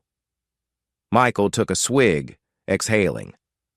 I think I do want out. Yet I'm no monster. I might let her keep some dignity if she helps bury Ethan. The real revenge is on that manipulative bastard. She can salvage what's left of her life if she cooperates fully. Troy patted his shoulder. Then do it. File for divorce. Keep your approach calm like you always do. She already suspects she'll lose you, no reason to prolong the agony. Michael nodded slowly, feeling a stab of finality. Right. I'll consult Ms. Sawyer, a top divorce attorney Danielle recommended soon. That night, Michael returned to find Olivia at home for once, pacing the living room, eyes red. She seemed determined to talk. He set his keys down, meeting her gaze with a cold neutrality. She took a trembling step forward. "Michael, can we please have a real talk? No half-lies, no hiding." Her voice cracked with raw vulnerability. He inhaled, arms crossing. "Go ahead." She wrung her hands. I know you despise me for sleeping with Ethan. I can't justify it. It started with him flirting, promising opportunities, then he threatened to demote me or ruin me if I didn't comply. But some part of me..." She choked up. "Some part of me was attracted to his power. I was bored or lonely. It's no excuse, but it's the truth." Michael's heart twisted. He forced a harsh tone.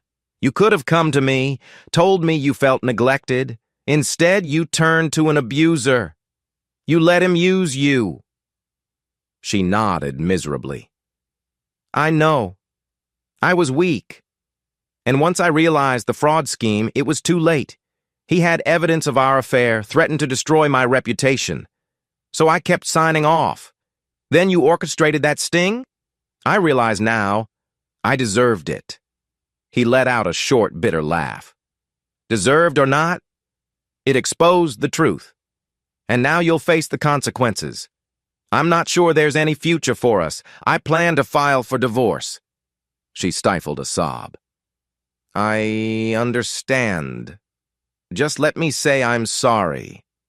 If there's any way to prove to you I can change..." He cut her off, voice steel. "Actions, not words. But don't expect me to welcome you back. You betrayed me in the worst way." She nodded, tears flowing. "I won't beg further. I'll do everything the DA requires. And if you truly want me gone, I'll accept it." They stood in silence, the gulf between them too vast to bridge. Finally, Michael said quietly, "I'll sleep in the guest room. We'll handle formalities soon."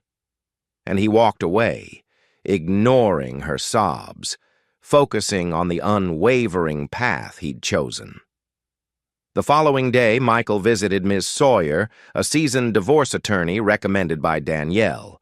Ms. Sawyer, a composed woman with sharp, analytical eyes, greeted him in her tastefully decorated office. After formal introductions, Michael laid out the key points. Olivia had an affair with Ethan, was partially coerced, but still committed adultery. Michael had photographic proof. He also wanted to ensure that if Olivia faced legal troubles from the fraud, he'd remain protected financially. He sought a favorable settlement. He wanted the house, minimal or no spousal support, and possibly a swift end to the marriage. Ms. Sawyer listened intently, tapping a pen on her legal pad. "Given the circumstances, you're in a strong position, Mr. Reed. Adultery in many states might not fully determine property division, but combined with her involvement in a fraud scandal, a judge might side with you. Also, if she's indicted, that further weakens her stance." Michael nodded. "Yes, I want a clean break. She can keep certain assets if it helps avoid a nasty court fight, but I want the house and any moral high ground. I might relent on some small details if she cooperates fully with the DA against Ethan." Ms. Sawyer's lips curled in a small, approving smile. "Smart. We'll draft a petition citing adultery and moral abandonment. We'll position you as the stable spouse, no kids to worry about. Correct?" Michael paused, a pang of sadness. "No, we never had children. That's a small relief now." She nodded. "All right, simpler. Let's proceed. We can attempt an uncontested route if Olivia agrees. If she tries to fight, we'll deploy the affair evidence. She'll likely not want that public. We can also highlight the corporate scandal. She'll be motivated to settle quietly." Michael exhaled, feeling a weight lifting. "Yes, that's exactly it. Quiet but decisive. Let me know next steps." Ms. Sawyer patted his file. "I'll prepare the papers. We'll serve her soon. Keep me updated on any new developments, especially the criminal case." Michael left Ms. Sawyer's office with renewed clarity. The plan for divorce was in motion, the Ethan fiasco continued unraveling, and Olivia teetered between regret and potential legal ruin. The stage was set for a major confrontation both in the criminal courts, Ethan's trial, and the family courts, Michael's divorce. The pieces aligned for a perfect storm, orchestrated by a husband whose heartbreak fueled his cunning, ensuring each betrayer faced the reckoning they deserved. Chapter 6. Within a week, Ms. Sawyer completed Michael's divorce petition. It laid out the grounds: adultery, with photo evidence, moral abandonment, and irreconcilable differences. Michael wanted to keep the marital home, half their joint savings, and aimed to deny spousal support given Olivia's misconduct and looming legal issues. A process server discreetly delivered the papers to Olivia one early afternoon while she was at her temporary apartment. Michael chose not to be present. The betrayal was personal enough without watching her reaction. Ms. Sawyer assured him that once she saw the stack labeled "Petition for Dissolution of Marriage," Olivia would realize how final this was. Danielle texted from her PI Vantage, "She's got the papers. Heard she broke down crying. No sign of her fighting it yet." Michael felt a pang reading that. Crying? She should have thought about that before sleeping with Ethan. That evening, a shaky phone call arrived from Olivia. Michael let it go to voicemail first. Then he listened. Her voice was thick with sobs. "Michael, I got the divorce papers. I knew this was coming, but it hurts. I can't blame you.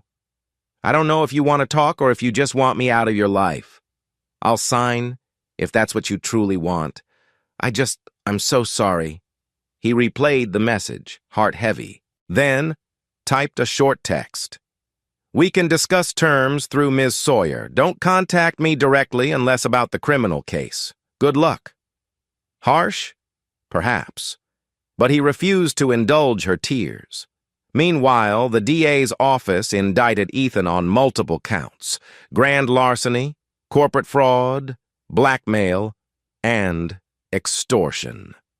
The finance firm's board publicly condemned him, disclaiming knowledge of his acts. A few other employees came forward with harassment complaints. The press devoured it. Ethan's face, once a shining CFO mentor figure, now plastered tabloids as a manipulative predator. He rotted in a county jail awaiting trial, his lawyers attempting to paint him as the victim of a witch hunt. Olivia, for her part, cooperated with the DA, turning over emails and confessing how she felt coerced into signing. The DA tentatively classified her as a cooperating witness, not a primary defendant, provided she testified fully and showed no evidence of personal profiteering. So far, it seemed she might escape prison. As the scandal swirled, Michael's circle of friends and colleagues offered quiet support. Some expressed shock that Olivia was embroiled in an affair and possible finance crimes. Others saw Michael as a calm, stoic figure, rising above the drama. He avoided gossip, focusing on his engineering projects, ignoring the whispers that he was a cuckold. Because the final results proved he was no meek victim. He exposed Ethan, orchestrated his arrest. Troy occasionally relayed office chatter. Many admired Michael's composure, found him an unflinching example of a man who refused to be humiliated. A few cynics hinted that Michael was cold-hearted, not even grieving publicly, but he shrugged that off. He had a mission. To mitigate her possible legal liability, Olivia agreed to address the finance firm's board behind closed doors. She recounted how Ethan seduced her, threatened her job, forced shady sign-offs under blackmail. The board, furious at the tarnished reputation, demanded her immediate resignation from CFO. She complied, tears in her eyes, acknowledging her moral failing. After that session, she was no longer an employee, effectively blacklisted in the finance sector. She returned home, or rather to her small apartment, humiliated, jobless, overshadowed by scandal. A few sympathetic colleagues recognized her as a victim, but most saw her as an adulterous CFO who compromised the company. Michael heard about this from Stacy, who texted, "Olivia resigned.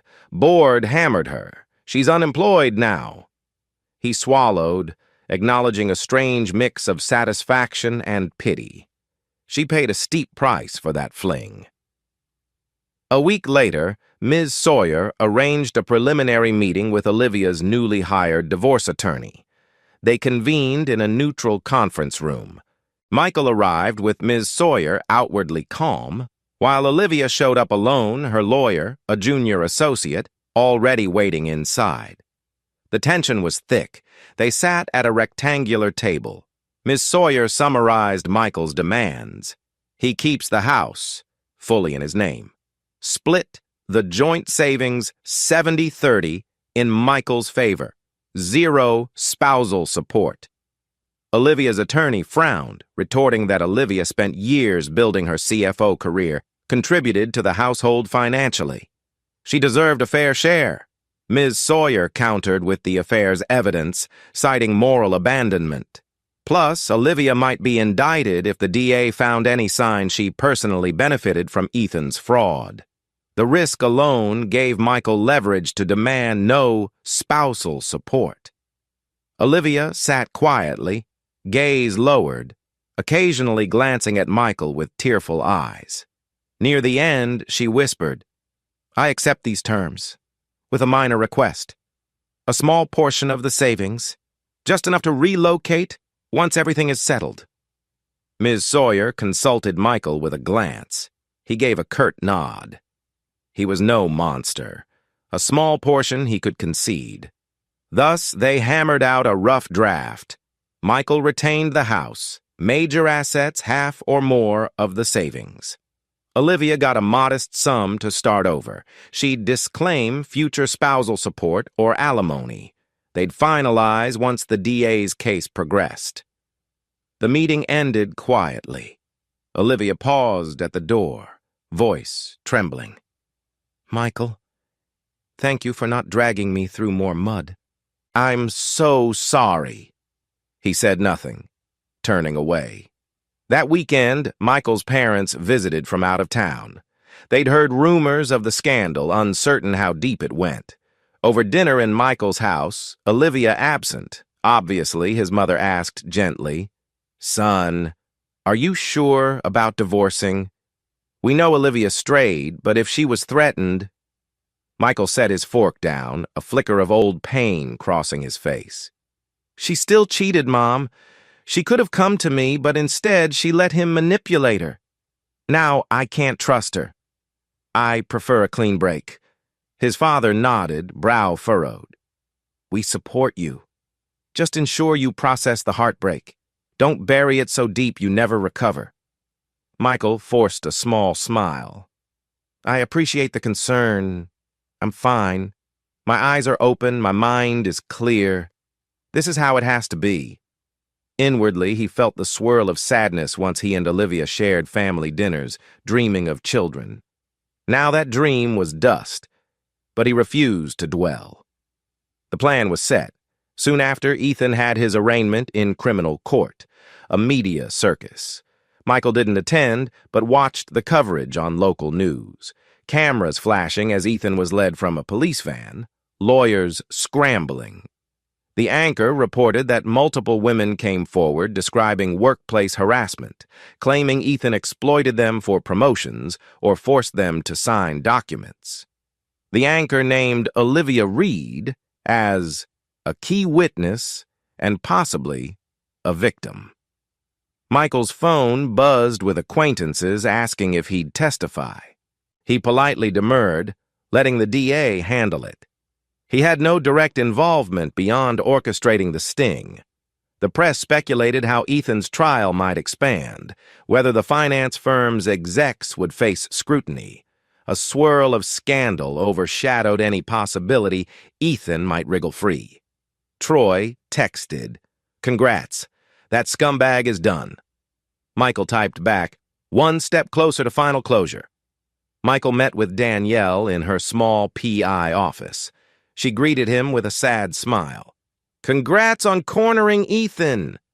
But how are you holding up emotionally?" He exhaled, considering. "I can't deny it stings.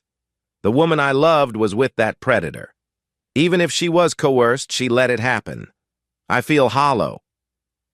Danielle nodded compassionately. "Understandable.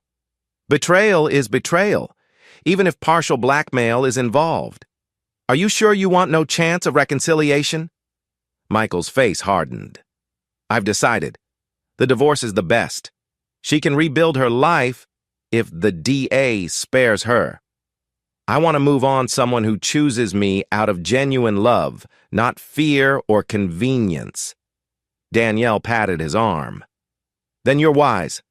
The main thing is to wrap up the legal side. Ms. Sawyer's finalizing the settlement soon, right?" He nodded. "Yes. Then it's done." As the days rolled on, the legal process advanced. Ethan, indicted on multiple felony counts, faced a potential 10-15 years if convicted on all charges. Olivia, labeled a cooperating witness, awaited possible immunity or minimal penalties. She was jobless, living in disgrace, forced to rely on meager savings. Michael prepared to sign the final divorce settlement, scheduling a last meeting with Ms. Sawyer to finalize property division. Chapter 7. A somber gray sky loomed over the county courthouse as Michael approached the stone steps. Early morning hush still clung to the streets, but a handful of reporters hovered by the entrance, cameras at the ready. Inside, Ethan was scheduled for a bail hearing. Despite being indicted on multiple felony counts, his high-priced attorneys aimed to secure his release. Michael, accompanied by Troy and Danielle, was there to observe. They slipped through the security line, ignoring a local news anchor who recognized Michael from tabloid coverage and tried to thrust a mic in his face. Michael kept his head high, eyes fixed forward. He's the wronged husband with a calm, methodical aura, not a raging hothead. In the corridor outside the courtroom, Danielle murmured, "The DA's pushing for no bail says Ethan's a flight risk. He has offshore accounts." Troy added quietly, "Let's see if the judge agrees." Michael nodded, scanning the crowd. No sign of Olivia? She'd likely avoid this spectacle. Then a side door opened, revealing a suited Ethan flanked by two stern-faced lawyers. He still projected an air of arrogant confidence, though the dark circles under his eyes betrayed the stress of jail time. Reporters snapped photos as Ethan strode in, ignoring their questions about alleged blackmail ring and CFO involvement. He flicked a brief glare at Michael, a venomous flicker that said, "I haven't forgotten you." Michael, in turn, offered a cool, impassive stare, arms folded. Once inside the courtroom, the bail hearing commenced quickly. The DA outlined Ethan's alleged crimes, citing the hidden camera footage showing him threatening Olivia. They argued his offshore assets gave him ample means to flee. Ethan's lawyer countered that the recording was entrapment, the amounts were inflated, and Ethan had no intention to run. He had deep ties to the community. After a tense hour of debate, the judge ruled Ethan could be granted bail, but at an exorbitant sum, and only if he surrendered passports and wore an electronic ankle monitor. The sum was so high that, for once, Ethan's usual bluster faltered. He conferred frantically with his lawyers, who requested time to gather funds. Michael observed it all with quiet satisfaction. If Ethan scraped up bail, at least he'd be closely monitored. If not, he'd stay in jail. Either outcome worked for Michael. Later that day, Olivia texted Michael, requesting a brief meeting about the settlement terms. Despite Ms. Sawyer advising minimal direct contact, Michael agreed to a short face-to-face at a neutral cafe. Better to keep lines of communication open, in case it expedites the divorce. In the cafe's back corner, Olivia arrived looking pale, wearing a modest blouse and slacks far from her old CFO power look. She clutched a small folder of documents, eyes flicking up anxiously as Michael slid into the seat opposite her. "Thank you for meeting," she began softly. I know we have attorneys, but I wanted to speak directly before finalizing everything." Michael nodded, face neutral. "Go on." She drew a shaky breath. "The draft settlement, it grants me a small portion of our savings, plus no spousal support. I accept that given my wrongdoing. But I wondered if you'd be willing to let me keep a bit more cash, just to cover possible legal fees if the DA changes stance. I might need a lawyer for the fraud case, though they say I'm a cooperating witness." Michael regarded her calmly. "Ms. Sawyer told me you're likely to avoid formal charges if you keep cooperating. The DA sees you as a victim of blackmail, so your legal fees might be minimal." She bit her lip. "Maybe. But if the board or certain members push for me as a scapegoat, I'm frightened. I have no job, no CFO career. I can't return to finance easily. My reputation is shot." His gaze flickered some pity, overshadowed by the memory of her affair. "I won't let you starve, but I'm not your safety net. I'll speak with Ms. Sawyer about a slight increase in the settlement. A small sum, that's it." Tears glimmered in her eyes. "Thank you. You've every right to hate me, but you still show some mercy. I appreciate it." He forced a tight nod. "Consider it my final kindness. After all this is done, I want nothing binding us except a civilized end to our marriage." She swallowed, nodding. "Right, I understand." That week, Danielle received a subpoena to provide the hidden camera footage to the grand jury evaluating Ethan's case. She assured Michael that a full trial might be months away, but the evidence was overwhelming. The finance firm's internal audits had uncovered more wire transfers, more hush payments. Stacy's insider leaks further damned Ethan. Michael's primary focus: finalize the divorce swiftly, secure his assets, then move on.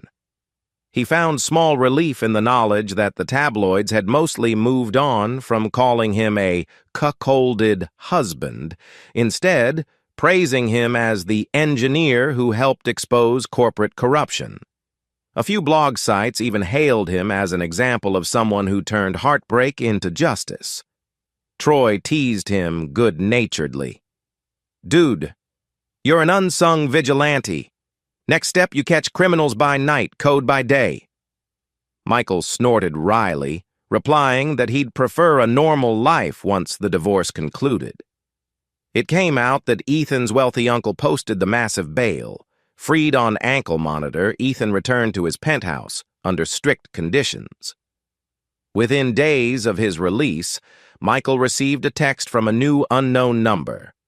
"You think your big sting finishes me? I have resources. I'll see you regret humiliating me." Michael stared at the phone, pulse taut. He typed back a single line. "We have all the evidence. You can't harm me or Olivia anymore. Focus on your defense." Then he blocked the number. A swirl of annoyance and faint worry churned in his gut. Could Ethan try something violent? He told Danielle. She responded, "We can alert local authorities. He's on a monitor, so any approach near your home might violate bail. Keep your guard up, though."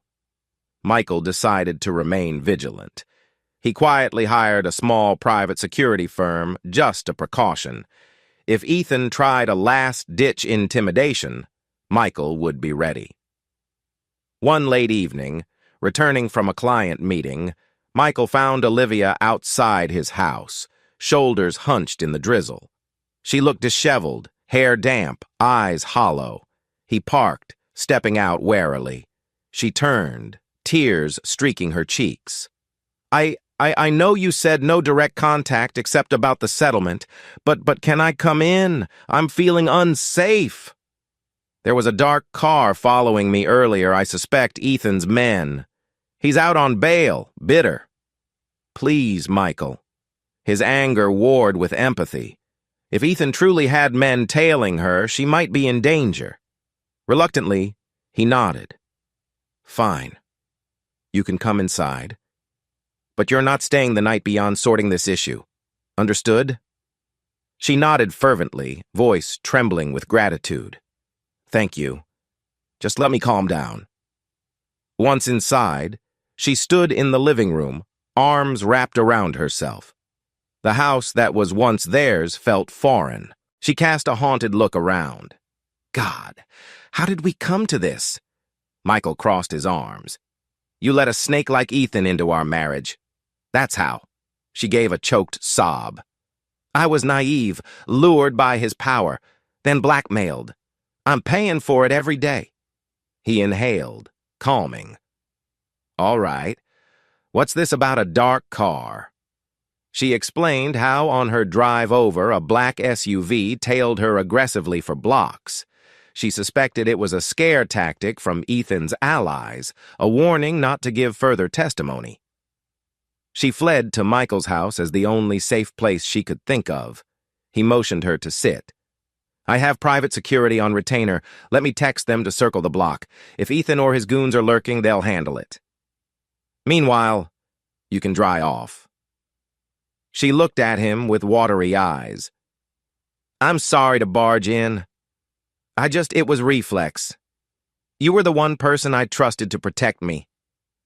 His throat tightened, recalling the heartbreak she caused. He forced composure. I'll handle the threat. This doesn't change our personal situation. She nodded, tears still brimming. I know. Still, thank you. Michael's security contact arrived promptly, scanning the neighborhood. No sign of the suspicious SUV. Possibly, they'd fled. Olivia, calmer now, sipped a hot tea Michael provided. A swirl of nostalgia brushed him like old times, them sharing a quiet moment in the living room, but the gulf between them remained irreparable. She offered a shaky half-smile. I appreciate this. It reminds me of how safe I used to feel with you. He said nothing, swirling his own mug. Then quietly, you should probably go once you're sure the threat's past. This isn't your home anymore. The words cut her, tears forming anew, but she nodded. Yes, of course. After an hour she left, escorted by the security guard to ensure no one followed. Michael watched her tail lights vanish, mind heavy. Even in the face of possible danger, I can't fully comfort her. That was the cost of betrayal. Days passed without further suspicious activity.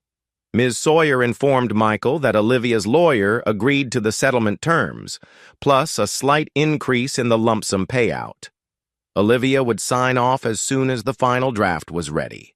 Then the divorce could finalize quickly, no contested court hearings. Michael felt a swirl of relief and sorrow. So this is truly the end of our marriage. He remembered their wedding day, how radiant she looked in her gown, how they promised forever. Now, forever was severed by Ethan's infiltration and Olivia's misguided compliance. He steeled himself. Better to sever cleanly, reclaim my life. Ms. Sawyer scheduled a final signing day next week. The door would close on that chapter. Meanwhile, the DA pressed forward with Ethan's trial. A pre-trial hearing was set. Olivia, as a star witness, prepped with prosecutors. She told Stacy, who told Danielle, that testifying about the affair in open court would be humiliating, but she'd do it to ensure Ethan's conviction. She dreaded the cross-examination, sure Ethan's lawyers would drag her name through the mud as a willing participant. Michael watched from the sidelines, unflinching. He'd let the justice system handle Ethan. If Ethan's defense tried to paint Michael as a jealous husband framing the CFO, they'd fail. The evidence spoke for itself. Troy asked once, "You plan to attend Ethan's trial, Watch him squirm on the stand? Michael shrugged. Maybe. I might step in if the DA wants me to confirm the sting setup, but otherwise, I'm content knowing he'll face a judge. My presence doesn't matter. Troy smirked. Man, you're ice cold. Respect. Alone at night in the house's living room, once brimming with laughter, Michael occasionally let the heartbreak surface. She was my wife. We shared so many dreams. The emptiness gnawed at him, but he refused to dwell in self-pity. Instead, he revisited the methodical steps he took, discovering the affair, capturing photographic proof, setting up the final sting to expose Ethan. He'd emerged triumphant, albeit scarred. He scrolled through old texts from Olivia back when love was genuine. A pang of longing flared, quickly replaced by bitterness. He forced himself to delete them one by one, cleansing the phone of her affectionate words that now felt hollow. Walking the hallway, he paused at the door of the once shared master bedroom untouched in weeks. He remembered nights of closeness, traveling vacations, talk of future children. All illusions, he told himself. She threw it away. With a heavy heart, he retreated to the guest room, determined to finalize the divorce and move forward. Chapter 8. As the date of Ethan's criminal trial approached, the city buzzed with speculation. In bold letters, local papers teased the CFO mistress to testify, while certain business journals asked if more executives were complicit. The DA's office had a robust case. Forensic accountants found damning evidence of wire fraud, blackmail attempts, hush funds. The hidden camera footage from Michael's sting was the crown jewel, showing Ethan explicitly threatening Olivia to sign the final doc. Michael tried not to revel in the media frenzy, but a private sense of vindication simmered in him. Ethan's smug arrogance undone by his own words. At the same time, Ms. Sawyer informed him that Olivia's official immunity deal was nearing finalization. She'd avoid prison if she delivered truthful testimony. That hammered home that the once powerful CFO now wore the label of cooperating witness, a far cry from her old, glamorous role. Word reached Michael through Stacy that Olivia had to pick up her last personal items from the finance firm's office. She scheduled a quiet afternoon trip under watchful security to avoid public scenes. No fancy farewell, no retirement party, just a humiliating emptying of her desk. Stacy reported that Olivia looked hollow, a shell of her old confident self. Michael noted the news with stoicism. He had no intention of checking on her. She'd created her destiny. Still, a faint flicker of pity reminded him of their early days, Olivia so proud of her career achievements. Now it ended in disgrace. Perhaps that was part of the punishment for betraying him. A betrayal always has a cost. At last, Ms. Sawyer arranged the official settlement signing for the divorce. The location: a neutral law office conference room, bright overhead lighting reflecting on polished mahogany tables. Michael arrived in a crisp collared shirt, posture firm, Ms. Sawyer at his side. Olivia arrived alone, anxious yet resigned, carrying no ring she'd stopped wearing their wedding band weeks ago. They sat across from each other. Olivia's lawyer briefed them on the final terms. Michael retained the house, retained the majority of savings and retirement funds, while Olivia received a modest lump sum for relocation and legal fees. No spousal support. Both parted ways with no further claims on each other's future earnings or assets.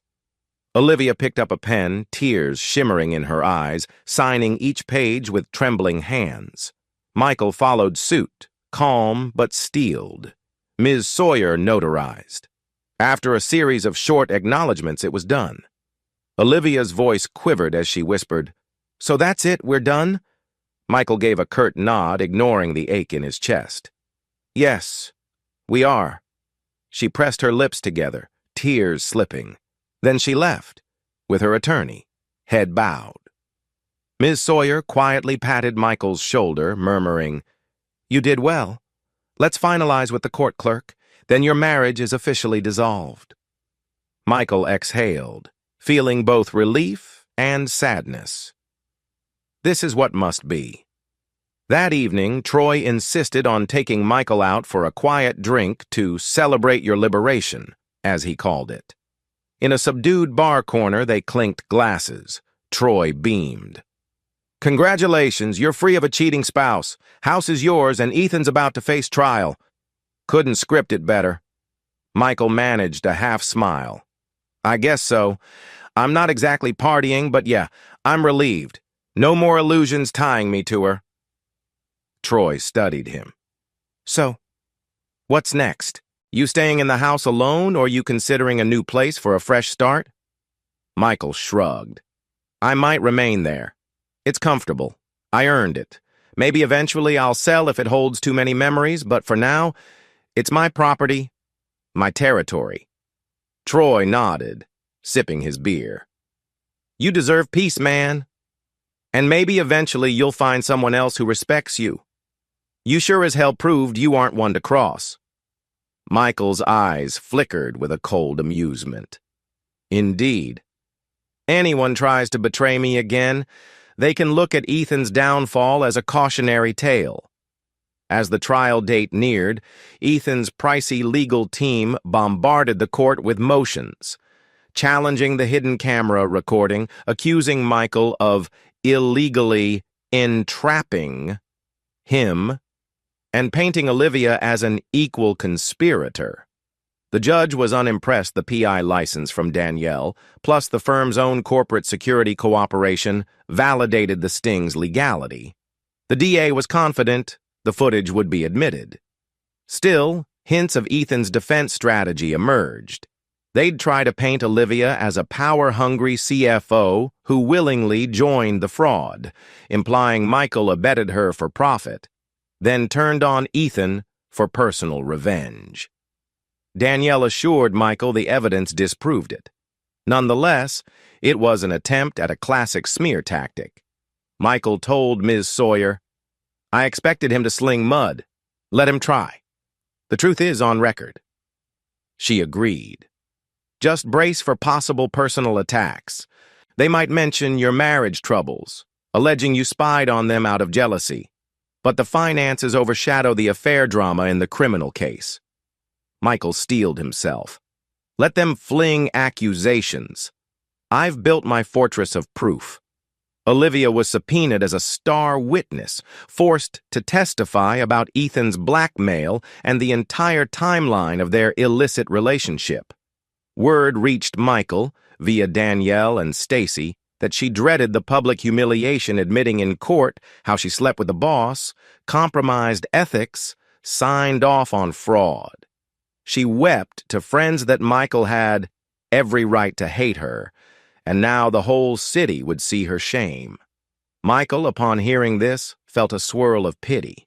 He'd meticulously orchestrated Ethan's fall, but the side effect was Olivia's thorough exposure. Some part of him recognized that she was paying a massive price. Career destroyed, reputation ruined, marriage dissolved. Yet he couldn't conjure forgiveness. Actions have consequences, he told himself again. On a brisk Monday morning, the trial commenced. The courthouse teemed with reporters, business onlookers, curious bystanders. Michael arrived quietly, not out of voyeuristic glee, but to see justice unfold. He took a seat in the back row of the spectators section. Ms. Sawyer came along for moral support, though this was a criminal trial, not the divorce hearing. Troy joined too, slipping in at the last minute. Ethan sat at the defense table, flanked by his lawyers. He looked stressed, but tried to maintain a confident front. The prosecutor's team included a lead DA who'd worked closely with Danielle's evidence. The opening statements told the jury how Ethan orchestrated a complex scheme of wire fraud, bribery, sexual harassment, and blackmail. The defense retorted that it was an overblown claim, that Ethan's subordinates, including CFO Olivia Reed, fabricated the story to shift blame onto him. Observers whispered as the names flew. Michael remained stoic, arms crossed. On day 2 of the trial, Olivia took the stand as the star witness for the prosecution. She wore a conservative blouse and skirt, face pale, eyes reflecting dread. The courtroom hushed as the DA led her through direct examination. She recounted meeting Ethan, the flirtation turning into sexual demands, her subsequent affair under blackmail. She described how Ethan coerced her to sign off on suspicious wire transfers, threatening to reveal the affair or blame her fully for any discovered fraud. She confirmed the hidden camera footage was legitimate, that Ethan indeed threatened her life and her career if she refused to sign the final doc.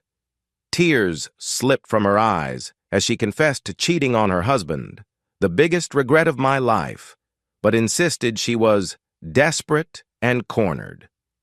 The jury listened, some sympathetic, others possibly judging her moral failings.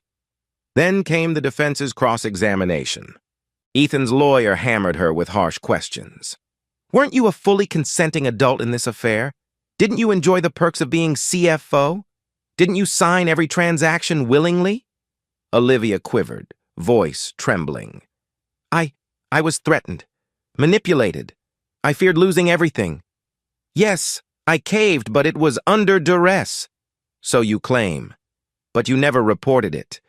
Maybe you just saw an opportunity to climb the ranks, right? She sobbed quietly.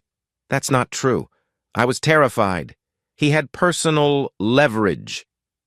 The defense hammered away, trying to paint her as an ambitious opportunist. Yet the jury had the hidden camera footage, plus email records.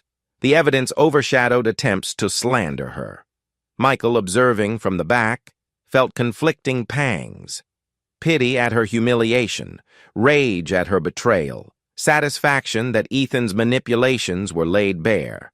Mid-trial, the DA introduced the crucial exhibit, the boardroom sting video, orchestrated by Michael.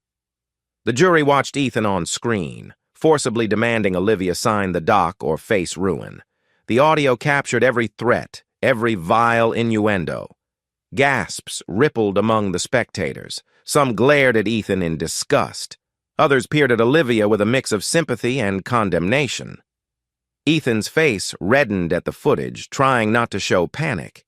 His defense mumbled objections about unlawful entrapment, but the judge overruled them, citing a valid PI license and the finance firm's security cooperation. The video was damning.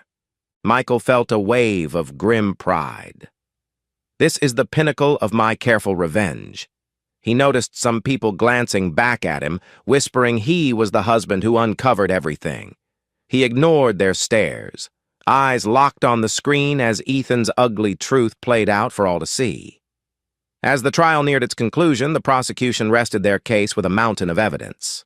Ethan's defense flailed, accusing Olivia of equally orchestrating fraud, but the hidden camera footage, plus testimonies from other harassed employees, painted Ethan as the central villain.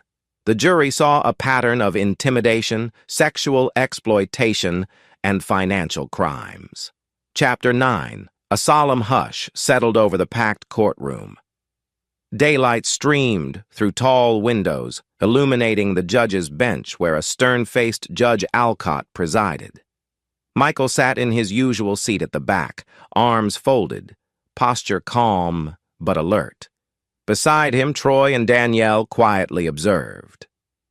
On the other side of the aisle, a handful of finance firm employees and local reporters looked on with hushed intensity.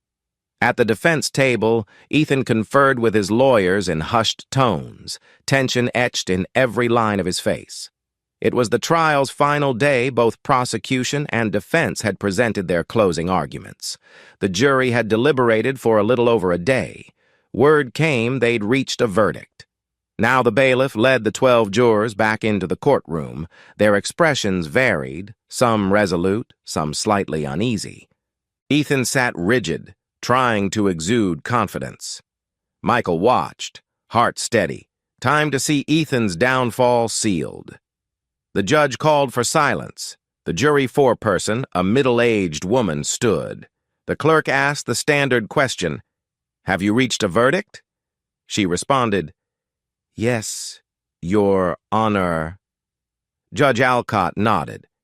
"Please hand it over." A short rustle of paper. Everyone held their breath. The judge skimmed the verdict slip, then returned it to the foreperson to read aloud. She cleared her throat. "On the count of grand larceny, we, the jury, find Ethan Johnson guilty." A slight ripple of reaction fluttered across the spectators. Ethan's jaw tightened, but he remained stone-faced. "On the count of wire fraud, we find Ethan Johnson guilty." Another wave, sharper this time. "On the count of blackmail and extortion, we find Ethan Johnson guilty." Finally, on the lesser harassment and conspiracy counts, also guilty. A hushed exhalation spread throughout the courtroom. Ethan's lawyer grimaced, scribbling notes for a likely appeal. Ethan's face paled, fury smoldering in his eyes. The judge thanked the jury, dismissing them. Michael felt a surge of grim satisfaction. Ethan was convicted on every major charge.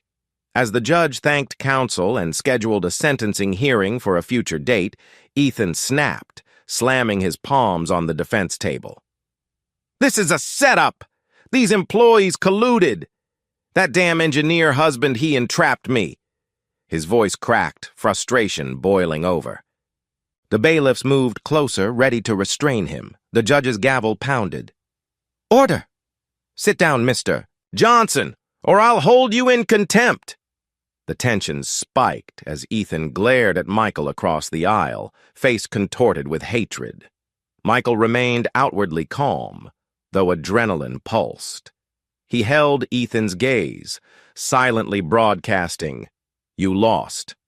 The bailiffs advanced, and Ethan sank back into his chair, chest heaving, muzzle of resentment aimed at Michael.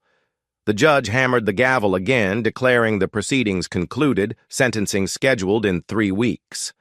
As the gallery rose, reporters scurried to note Ethan's meltdown.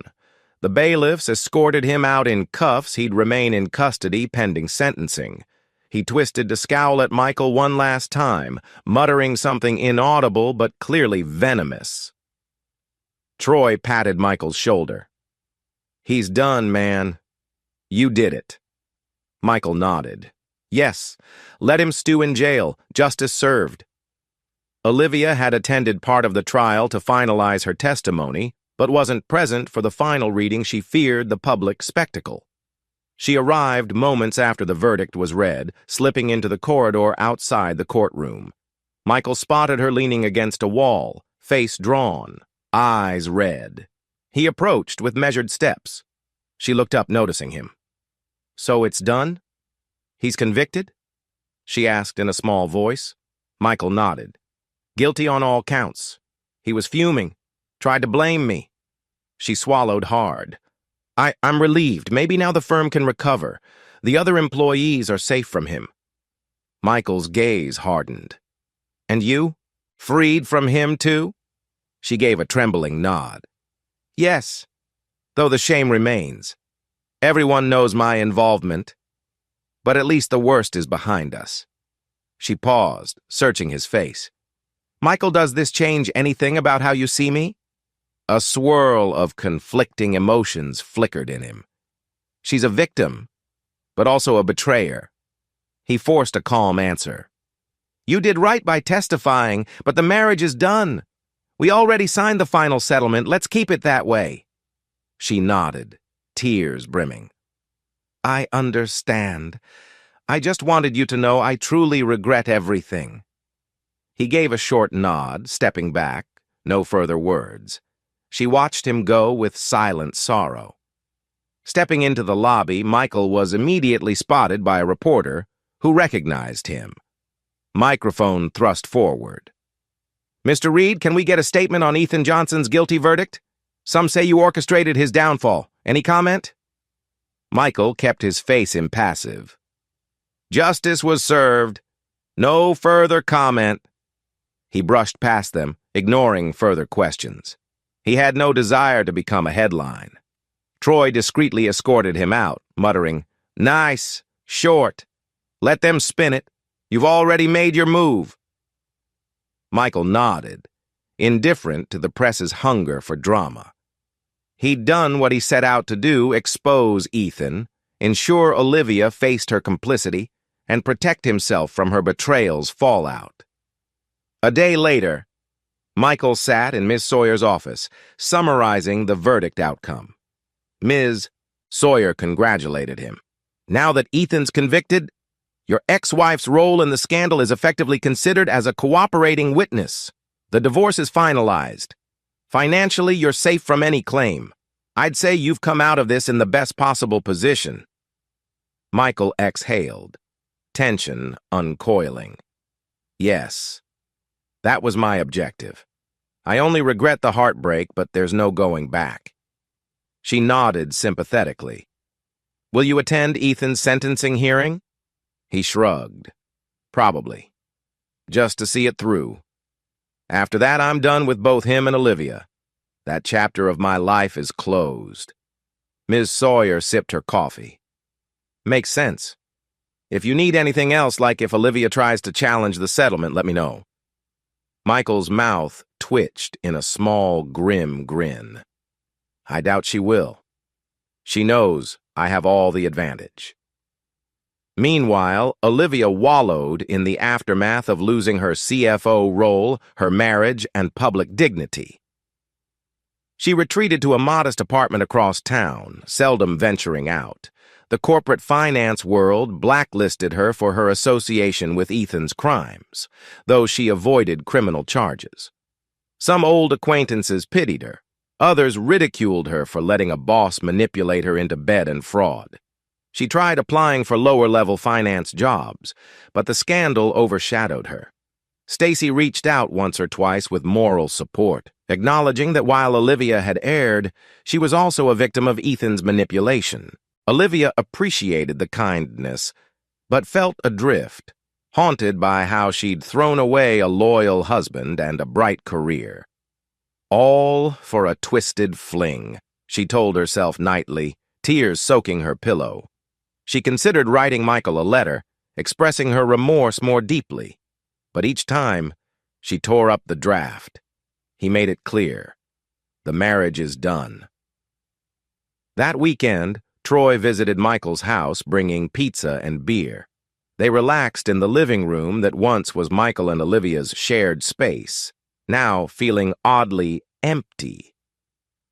The furniture remained, but the intangible presence of her was gone. Troy set the pizza box on the coffee table. "So you living alone feels weird yet?" Michael shrugged. "A bit, but I prefer it to living with a cheater. I'm adjusting. Work keeps me busy. Plus, Ms. Sawyer says everything's final, so no more stress from that angle." Troy nodded, cracking open a beer. "You consider dating again? Or is it too soon?" Michael hesitated, swirling beer in the can. "I don't know. My heart's still raw. Part of me wants to see if there's genuine love out there, but I'm not in a rush. I want to fully cleanse the bitterness." Troy smirked, raising a brow.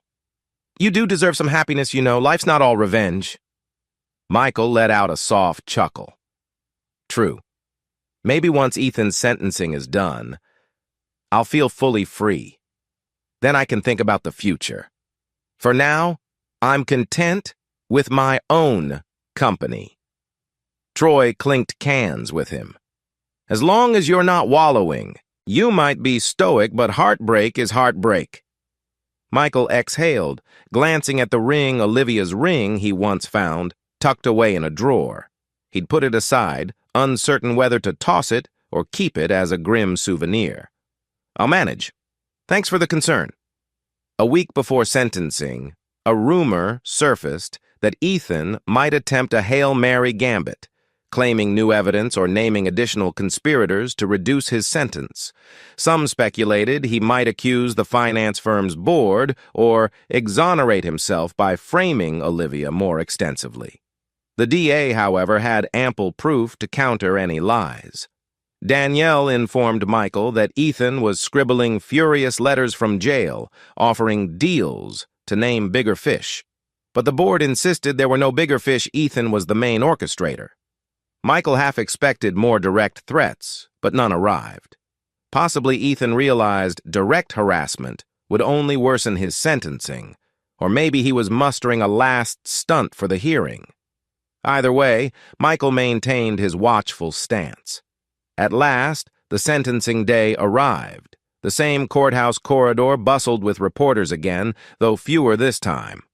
The spectacle had cooled, overshadowed by other headlines. Michael came alone, wearing a simple collared shirt and a calm demeanor. He wanted to see Ethan's final humiliation.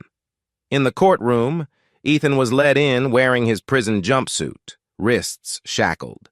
His lawyers stood by, faces grim. The prosecution, including the DA, sat on the other side.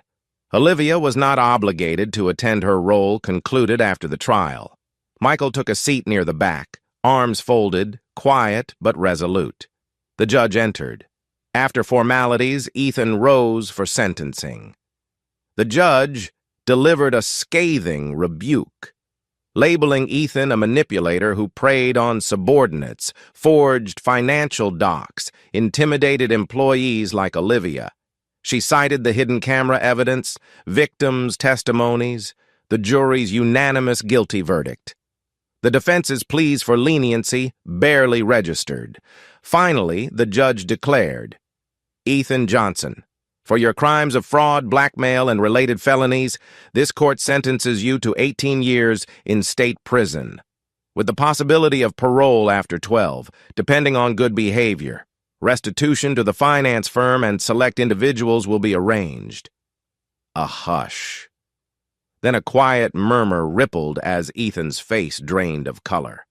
He sagged, jaw slack, 18 years overshadowing any illusions. Some gasps from onlookers. The judge hammered the gavel, concluding the hearing. Michael's chest constricted with a mixture of triumph and grim finality. Ethan Johnson is done. As the bailiff escorted a stunned Ethan out, he glimpsed Michael in the crowd, meeting his gaze one last time. Hatred seethed in Ethan's eyes, but it was impotent, overshadowed by shackles and a looming prison cell. Michael offered a small, tight nod as if to say checkmate. Ethan turned away, disappearing from view. Troy, who had quietly come for moral support, leaned in. 18 years, that's hardcore. You succeeded, man. He's rotting in prison. Michael exhaled, a slow wave of relief passing over him. Yes, this entire saga is done. He can't hurt me or anyone else. Justice was served. They left the courthouse, sunlight glaring on the steps. Reporters angled for a statement, but Michael brushed past, ignoring them.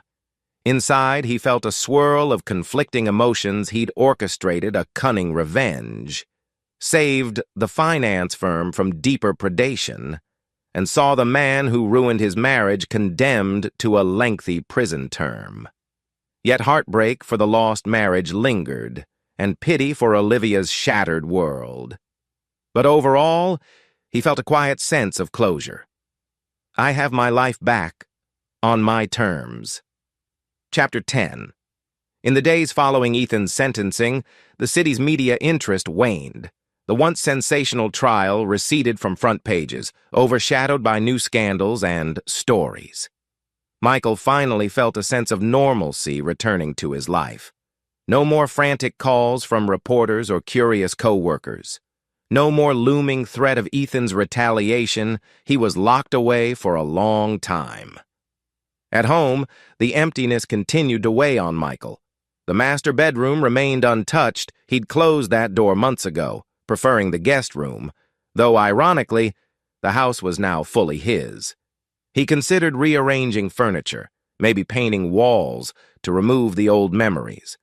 One step at a time, he told himself.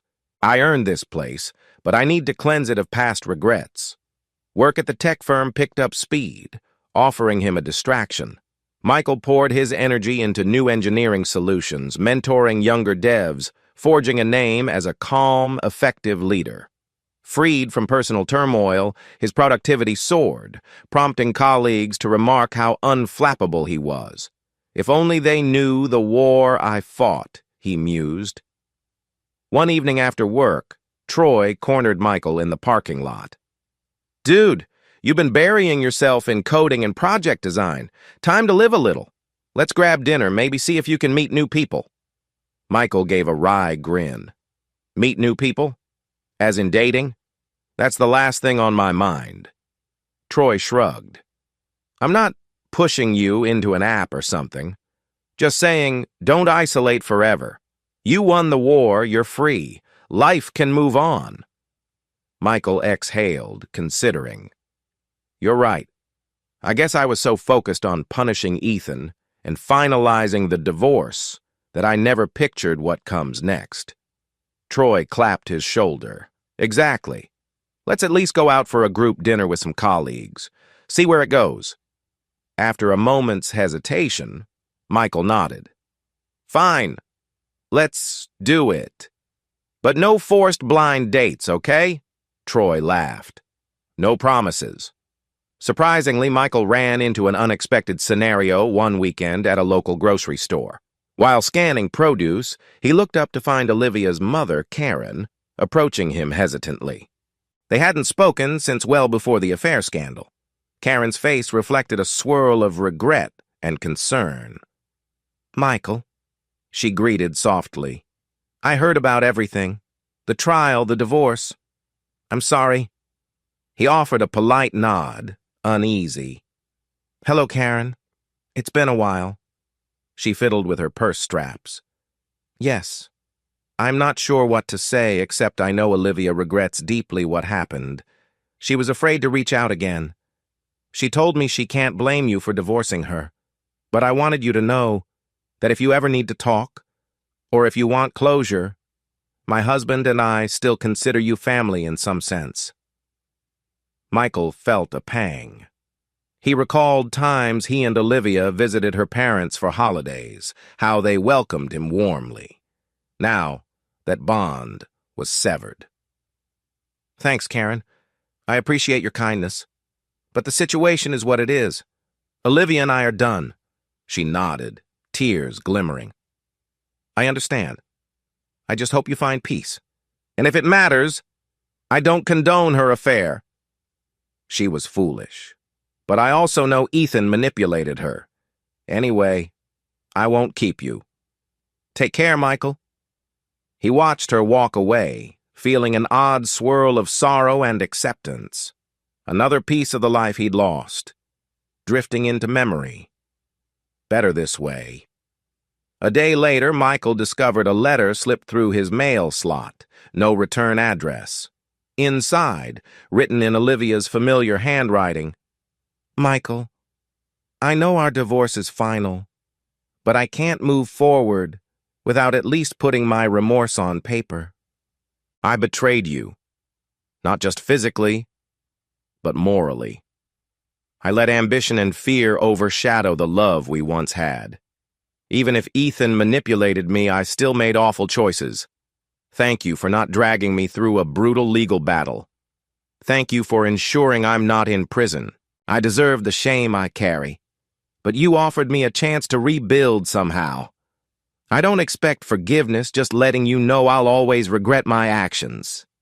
If there's ever a chance for you to see me as something other than the woman who broke your trust, I'd be grateful. If not, I understand. Olivia. Michael read it multiple times, emotions churning. Part of him yearned to let go of anger, but the scar was too deep. He folded the letter, storing it in a drawer, uncertain if he'd ever respond. Ms. Sawyer invited Michael to her office for a post-case wrap-up. He arrived, noticing her relaxed smile. You look more at ease than when we first met, Mr. Reed, she teased lightly. He shrugged with a small grin. I am. Freed from the marriage fiasco. Saw Ethan sentenced. I guess life is simpler now. She offered a folder. This is the official decree, recorded in the county system. You're single again in the eyes of the law. House is yours fully. She got her small settlement. Done. Michael nodded, scanning the documents. Great. Thank you for your excellent work. I never wanted a messy public fight, and you ensured that. She tapped her pen. If you ever need further legal help, like expunging any mention of defamation or final property matters, call me. Meanwhile, go enjoy your life. He gave a slight laugh. I'll try. The last months were a whirlwind. Might be time to breathe. Ms. Sawyer's eyes flashed with a professional but kindly warmth. Indeed, you overcame heartbreak with remarkable composure. Not everyone can do that. Michael exhaled. I had my moments of rage, but I channeled it into strategy. Thanks again. With that, he left the office, stepping into bright daylight, the final measure of the divorce behind him. One afternoon, Michael returned home to find a small package on his porch, addressed from S. Mitchell. Opening it, he discovered a note from Stacy. Michael, your calm approach to exposing Ethan saved many of us. Enclosed is a small token of gratitude, some personal finance resource you might enjoy. I hope it helps you in your next chapter. Best, Stacy. He pulled out a book titled Reinvesting in Life, Overcoming Betrayals, and Rebuilding Wealth and Happiness. A short personal inscription from Stacy read, Thank you for unmasking the predator who nearly ruined my career. Olivia might have erred, but we're not all proud of how things unfolded. Best wishes. Michael felt a faint smile. He set the book on his shelf, appreciating the gesture. Not everyone in Olivia's firm was complicit. Some, like Stacy, found a measure of closure. Troy, persistent as ever, dragged Michael to a casual networking event at a local lounge. The crowd was a mix of tech professionals, marketing creatives, and a few random friends. Over craft beers, Michael found himself chatting with a bright, down-to-earth project manager named Rebecca. She seemed intrigued by his calm, confident aura, asking about his engineering background. They laughed over small workplace anecdotes. He mentioned some personal challenges without diving into the messy details. She reciprocated with her own life stories, recovering from a long-distance relationship that fizzled. There was an easy rapport, a sense of unforced, mutual curiosity. By night's end, she suggested they exchange numbers. Michael hesitated briefly. Am I truly ready? But Troy's earlier words echoed. You deserve some happiness. He politely accepted, telling himself it was just a friendly possibility. No rush. The evening ended with a friendly wave, a subtle spark in the air. Meanwhile, word trickled in that Ethan had been transferred to a maximum security facility to serve his 18-year term. Danielle's PI contacts learned that he was not coping well, apparently starting fights, claiming conspiracies. Michael felt no sympathy. He can rot. The man who nearly destroyed multiple careers, manipulated Olivia, and humiliated Michael was now caged. Justice in its rawest form. The press ran one final piece highlighting Ethan's meltdown, referencing the hidden camera sting as a key factor in his conviction. They interviewed some finance firm employees praising Michael's calm heroics, though he declined any public statements. Danielle teased him. You're basically a folk hero to them. He rolled his eyes. I didn't do it for fame. In a surprising turn, Olivia posted an open letter on a professional networking site, acknowledging her mistakes. She apologized to ex-colleagues, stating she was blind to Ethan's exploitation, lamenting that she betrayed her morals, encouraging others to speak up if they face workplace coercion. She did not mention Michael by name, but the subtext was clear. She was remorseful for how far she'd fallen. Stacy forwarded the link to Michael. He read it with mixed emotions. She's trying to find redemption.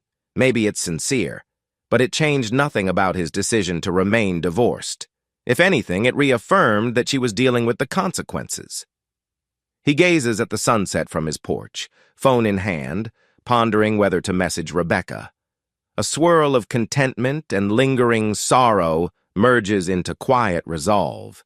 He overcame betrayal and orchestrated justice and discovered he could rebuild from the ashes.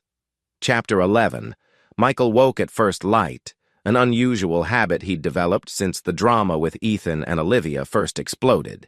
Standing at the large bay window of his suburban home, he surveyed the lawn once meticulously tended by both him and Olivia in happier times. Now it was just his, reflecting an oddly bittersweet ownership. The storm of betrayal had passed, leaving him sole occupant of a house once brimming with a couple's plans for a future. A quiet sense of victory threaded through his mind. Ethan was behind bars. Olivia was no longer part of his life or finances. The divorce was final. The trial concluded. And yet Michael felt an undercurrent of sadness. He recognized that heartbreak doesn't vanish with a legal document or a prison sentence for the other man. Healing takes time, even for someone as methodical and strong-willed as he. He made coffee in the silent kitchen, the soft hum of the machine reminding him of simpler times, before he discovered photos of Olivia in another man's arms. But today, that memory no longer provoked raw anger, only a calm acceptance. She chose her path. I chose mine. He sipped the brew, inhaling the aroma, and told himself it was a new morning in more ways than one. Later that morning, Danielle called. Her no-nonsense voice crackled through the phone. "Hey, cousin, how are you holding up?" Michael smirked faintly. "Faring well, Danielle. Life is calmer now. Thanks for everything." She exhaled, relief evident. "Glad to hear. Just wanted to let you know a minor update.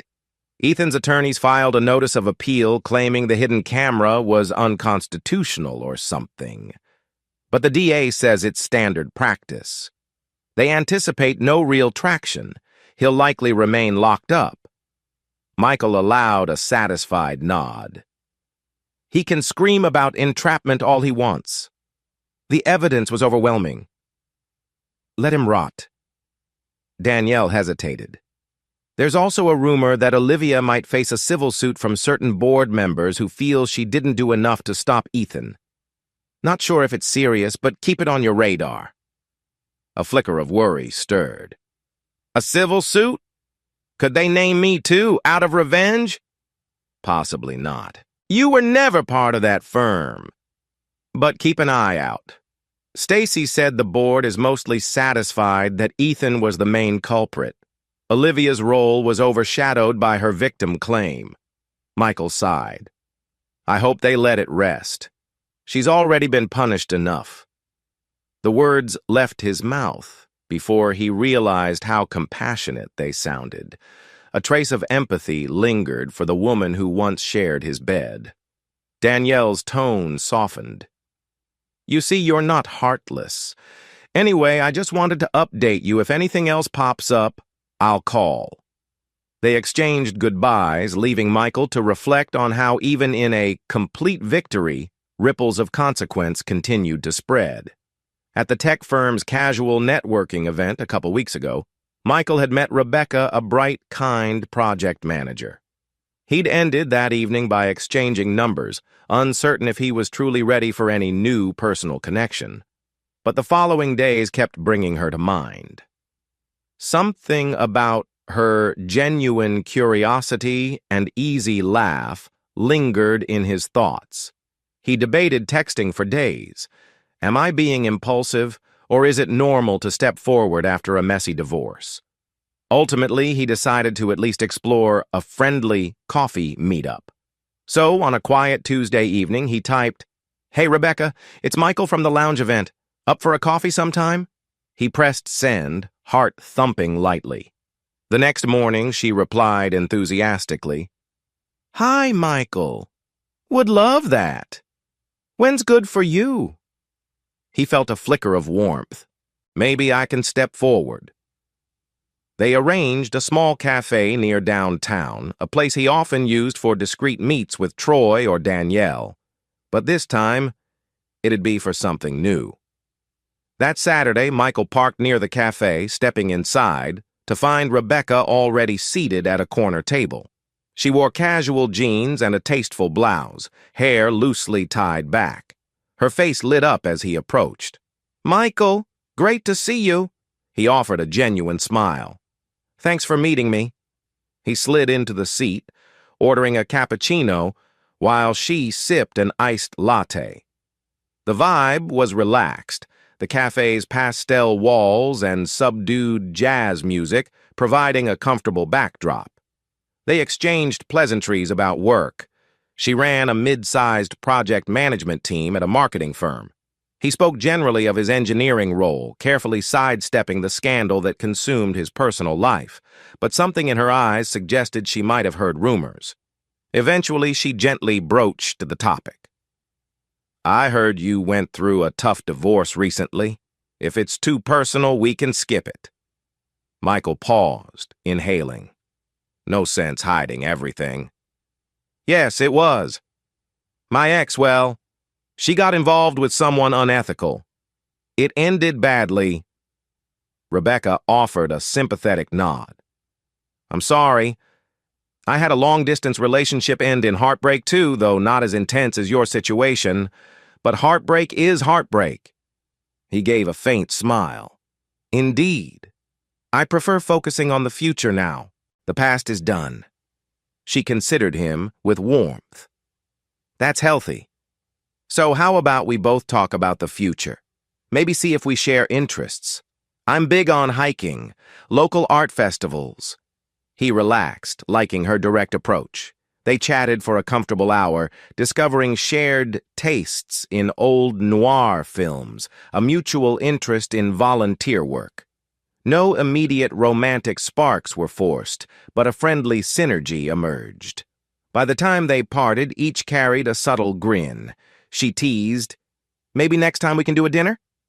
He nodded, surprising himself with how open he felt. The next day, Michael found an unexpected voicemail from Olivia. "Michael, I know we're done, but I'm in a difficult spot. The finance firm's ex-board members might file a civil suit. My resources are limited. Could we meet to talk? If you say no, I understand." He frowned, tension spiking. First she tries for more money in the settlement, now this? But also recall Danielle's hint about a possible civil suit. He texted Ms. Sawyer. "Olivia wants a meet. Okay to talk, or should I direct her to you?" Ms. Sawyer responded, "Your call. The divorce is final, so no direct legal entanglement, but be cautious. She may want moral support or a financial favor." Michael debated. Ultimately, the next day, he texted Olivia, "Fine. Let's meet in a neutral place Sunday noon, that same cafe." On Sunday, Michael arrived at the cafe a bit early, scanning the customers. He spotted Olivia in a corner booth. Posture slumped, hands wrapped around a teacup. She looked at him with red-rimmed eyes as he slid into the seat opposite. How different from the self-assured CFO she once was, he thought. She offered a brittle attempt at a smile. "Thanks for coming. I didn't know who else to turn to." He kept his tone neutral. "We're divorced, remember? So let's keep it concise. What's happening?" She exhaled shakily. "Some ex-board members blame me for not blowing the whistle sooner on Ethan. They say if I had spoken up, the firm wouldn't have lost so much money or faced public scandal. They're discussing a civil suit for damages. My lawyer thinks I can fight it, but it'll cost me."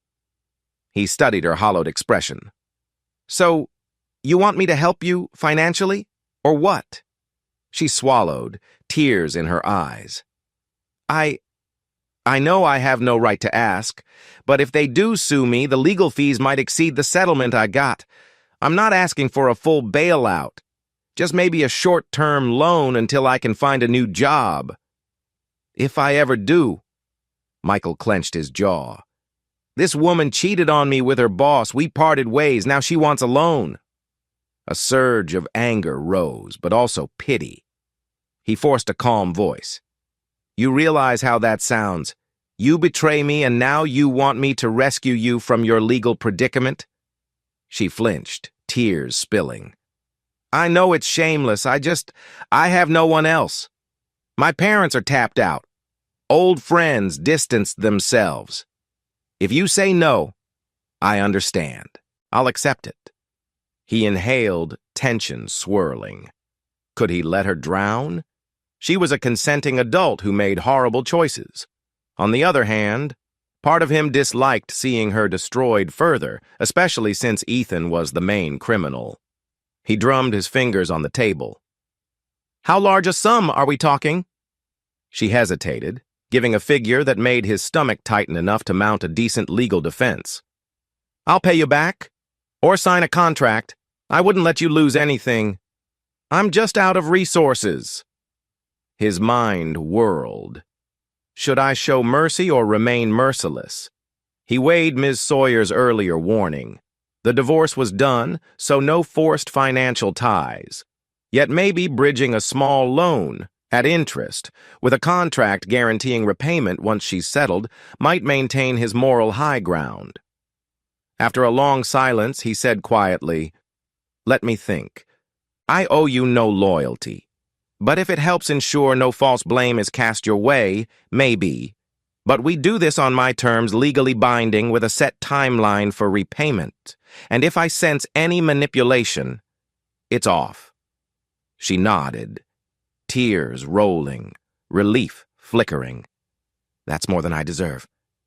Thank you. He rose, concluding, I'll run it by Miss Sawyer. Don't expect me to be your savior. This is purely business, understood? She whispered, Understood. Walking away from the cafe, Michael felt uneasy. Why am I even considering helping her after what she did? He realized the reason. She was indeed also a victim of Ethan's blackmail, a nuance he recognized from the trial. And while she betrayed him intimately, he'd already exacted his prime revenge. Ethan, rotting in prison, the divorce was done, her finances in ruin. A small loan wouldn't dent his resources, but it might keep her from deeper ruin. Still, he wrestled with the notion. Was this too lenient? Was he letting her off? Troy, upon hearing the scenario, teased him. You're a bigger man than me, I'd let her sink. Michael responded only with a shrug, stating, I prefer to remain in control. If I do give her a loan, it's under strict terms. Michael scheduled a brief consult with Ms. Sawyer, explaining the situation. She raised a brow. You want to lend your ex-wife money post-divorce? That's unusual. But I can draft a legally binding promissory note with repayment terms and interest if you wish. He nodded. Yes, do it. I want everything spelled out. No illusions of returning to marriage, just a short-term financial arrangement. She's facing a possible civil suit from the finance firm's ex-board. The money covers her legal defense, so she can avoid an unfair scapegoating. Ms. Sawyer tapped her pen, eyes studying him. You're quite compassionate, Michael, given the circumstances. But as your lawyer, I must caution you. If she defaults, we'll have to enforce the contract. Are you comfortable with that potential conflict? His lips thinned. Yes. If she defaults or manipulates me again, I'll sue. I won't let her exploit me. But let's try it. I just want to close this chapter with a clear conscience. She nodded, respecting his choice. All right. I'll draft a robust document. No emotional entanglements. Pure business. A few days later, Ms. Sawyer arranged a short meeting at her office for Olivia to sign the promissory note. Michael arrived first, wearing a crisp collared shirt, posture rigid. Olivia entered timidly, eyes flicking between Michael and Ms. Sawyer. She wore a subdued sweater, hair pulled back, face reflecting both gratitude and lingering guilt. Ms. Sawyer explained the terms. A 1-year loan, a reasonable interest rate, a schedule for monthly payments once Olivia secures stable employment, plus a clause protecting Michael if she's indicted or found liable in any civil suit. Olivia listened carefully, then nodded, expression tight with tears. I accept. Thank you. They signed, Ms. Sawyer notarized. Olivia sniffled, glancing at Michael. I can't thank you enough. I'm sorry again for everything. Michael gave a curt nod, swallowing residual anger. Pay me back, follow the terms, and we're done. Then he stood, ending the exchange. Leaving Miss Sawyer's office, Michael felt an odd mixture of finality and reluctant sympathy. He'd parted ways with Olivia intimately and emotionally, yet now had a short financial tether linking them. At least it's on my terms. She was humiliated. Reformed or not? He was free, forging a cautious new path. Ethan was behind bars. The scandal's main drama ended, though emotional aftershocks lingered. Chapter 12. Michael awoke early once again. The morning sun streaming through windows he'd recently adorned with new curtains. He stood in the living room, sipping coffee, mentally reviewing how drastically his life had shifted. Ethan imprisoned for nearly 2 decades. Olivia out of his life, aside from a short-term loan contract. The divorce final, the house legally his, scandal behind him. The possibility of new connections, like Rebecca, flickering on the horizon. He felt a subdued contentment, not euphoria, but a quiet acceptance that he overcame heartbreak with unwavering strategy. Now the last step was living well, ensuring the old wounds wouldn't define him. To Michael's surprise, a letter arrived from the state prison, addressed in scrawling pen, E. Johnson. He hesitated, uncertain if he should even open it. Ultimately, curiosity won. Inside, a short venom-laced missive. Read, congratulations on your triumph. You destroyed me, but remember, your wife was all too eager. She might plead coercion, but she moaned for me. Keep living your smug life. But the truth is, you were never man enough for her. Ethan. Michael read it twice, feeling the old fury stir. Even behind bars, he tries to hurt me. Then he calmly tore the letter into shreds, discarding it. He's powerless now. He refused to let that final barb infect him. I rose above. He's caged. He let it go. A week later, Ms. Sawyer called with minor news. The threatened civil suit from ex-board members against Olivia had fizzled. The board recognized that her net worth was minimal post-divorce, and her cooperating witness status overshadowed direct blame. Officially, they decided not to pursue further litigation.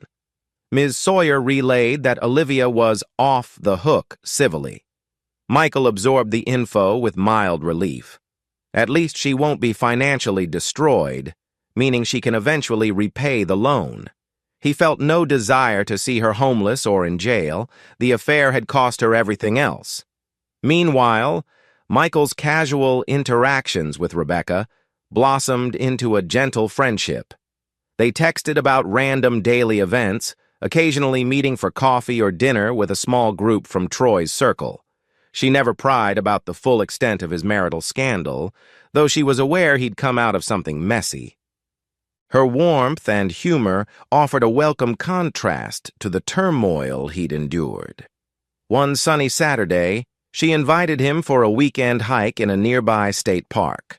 The crisp air and scenic trails provided a peaceful respite. They strolled through pine-laden paths, talking about future goals, her project management aspirations, his engineering expansions. A subtle spark glimmered in each conversation, not forced romance, but something more genuine. At a scenic overlook watching the rolling hills, she turned to him, smiling shyly. Michael, You're easy to talk to. Even though I sense you carry deeper scars than you admit, you handle it with such poise." He offered a small grin. "I had to learn composure the hard way, but I appreciate your empathy." They shared a comfortable silence, gazing at nature's expanse. For the first time in a long while, Michael felt a flicker of hope for personal happiness beyond revenge and heartbreak. About 2 weeks later, Michael returned home from the office to find a note taped to his front door, handwritten by Olivia. It read, "I'm sorry to come here unannounced. I wanted to see you, to talk about a personal matter. I know we're done. But, please, can we speak one last time? Olivia."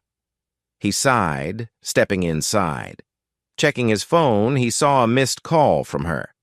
Ms. Sawyer had said the civil suit threats died out, so presumably she wasn't here for more money. Could it be an emotional closure attempt? Part of him bristled at the notion of her wanting one last conversation.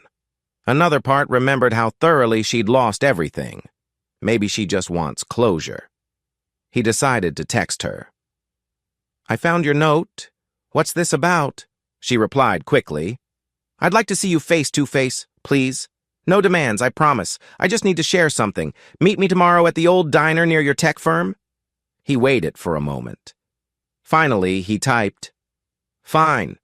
7 p.m. Quick chat only." The next evening, Michael stepped into the old diner, a place he and Olivia once frequented during their early marriage days. Memories flickered of them laughing over milkshakes. Now he saw her sitting in a corner booth, sipping water, face drawn. She stood as he approached, awkwardly offering a small wave. He slid into the booth across from her, posture guarded. "You wanted to talk, so talk." She nodded, hands trembling around her glass. "Thank you for coming. I know we're divorced, and I accept that. This isn't about reversing anything. I just needed to tell you face to face that I appreciate the loan and your mercy despite my betrayal." He studied her, silent. She swallowed, eyes flickering with tears. "Also, I want you to know I'm leaving the city soon. A friend in another state offered me a low-level finance job. I plan to repay you from that salary. I'll set up monthly transfers." Michael's chest tightened. She's truly uprooting her old life. That's your choice. Probably wise. A fresh start. She exhaled shakily. "Yes, I can't stand living in this city of memories and shame. I wanted you to hear it from me, not rumors, and to see if you're okay with me leaving town while still owing you. I vow I'll keep paying." He nodded. "As long as you honor the contract, I don't mind. In fact, it might be better for both of us to have that distance." Her eyes brimmed tears. "Thank you. I also—" She broke off, voice quivering. "I want to apologize again. Not just for the affair, but for every lie, every moment I hurt you. I don't expect forgiveness, but I'd carry guilt forever if I didn't say it plainly. I'm so sorry, Michael. You deserved better." Michael's throat constricted. He'd heard her apologies before. But seeing her so undone, preparing to leave everything behind, it hammered home how thoroughly she'd lost. He mustered a calm voice. "I accept your apology, though it doesn't erase the pain. I hope you find a way to rebuild your life ethically." She gave a tearful smile. "Thank you. That means more to me than you know." They lingered a moment, the diner's hum pressing around them. Finally, she stood, wiping tears, offering a trembling handshake, as if to seal a final farewell. He shook her hand briefly, then she hurried out, her shoulders shaking with silent sobs. Michael sat there, exhaling a long breath. It's done, he thought. Any chance of reconciliation or animosity had ended. She would leave, and he would move on. Over the following days, the burden that had weighed on Michael's chest seemed to lighten. He'd faced the final conversation with Olivia, ensuring no lingering illusions. Ethan was in prison, Olivia relocating. The city's finance scene had purged the corruption. The swirling drama that once consumed him dissipated, leaving behind the everyday hum of normal life, the place he'd yearned to return to, but on his own terms. He found renewed focus at work, spearheading a new engineering project that garnered high praise from top management. Troy teased him about possibly climbing the corporate ladder soon. Michael, averse to repeating Olivia's CFO cautionary tale, just smiled wryly. "I don't want power for the sake of power," he said. "I prefer competence and respect." Meanwhile, he occasionally texted with Rebecca, planning another casual outing. Nothing was forced or urgent. He was content pacing slowly. Danielle visited Michael's house one afternoon, wanting to tie up any loose investigative ends. They strolled the yard, taking in a mild spring breeze. She remarked how tranquil the place felt compared to months ago when suspicion and heartbreak permeated every corner. Michael nodded, guiding her around a newly planted row of flowers. "I needed to refresh some spots, make it feel like my home, not ours." Danielle gave a small, approving smile. "You're truly rebuilding. I'm proud. Many men, upon discovering such betrayal, might have unraveled. You turned it into a calculated revenge that put a predator in prison." He exhaled, gazing at the flowers. "I never wanted to be a hero or villain. Just refused to be a victim. People who cheat or manipulate should face consequences. But I also recognize life is more complex than black and white." She patted his shoulder. "You embodied that complexity well. Now you can fully embrace your next chapter." Michael mused. "Indeed. Just cautious about new relationships. But I won't let fear freeze me forever." Danielle nodded. "Exactly. You overcame heartbreak. Time to live freely." A small note arrived from Danielle a week later. She discovered Ethan wrote an unsuccessful appeal from prison. The appellate court dismissed it swiftly. He remained a volatile figure behind bars, rumored to have started a brawl, only compounding his negative record. No threat to Michael now. Michael read the update calmly, then burned the paper in his backyard fire pit. Symbolic closure for any lingering fear. He recalled Ethan's final letter, the vile attempt at hurting him. He can rage all he wants behind bars, Michael thought. I'm untouchable now. Michael stands on his front porch, the sun setting in the distance. The house is quiet, but not oppressively, so he has made it his own domain. A faint beep on his phone signals a text from Rebecca. "Hey, thinking of catching that new art exhibit tomorrow. Care to join?" He smiles softly, tapping a quick yes. He might not be fully healed, betrayal leaves scars, but he's no longer consumed by rage or heartbreak. He overcame the ordeal on his own terms, ensuring justice for Ethan, closure with Olivia, and safeguarding his dignity.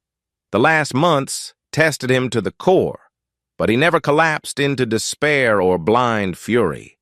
Instead, he channeled every ounce of cunning to reveal the truth, topple the manipulator, and reclaim his life's narrative. Stepping back inside, he glances at the empty living room, once a battleground of secrets, now a testament to his triumph.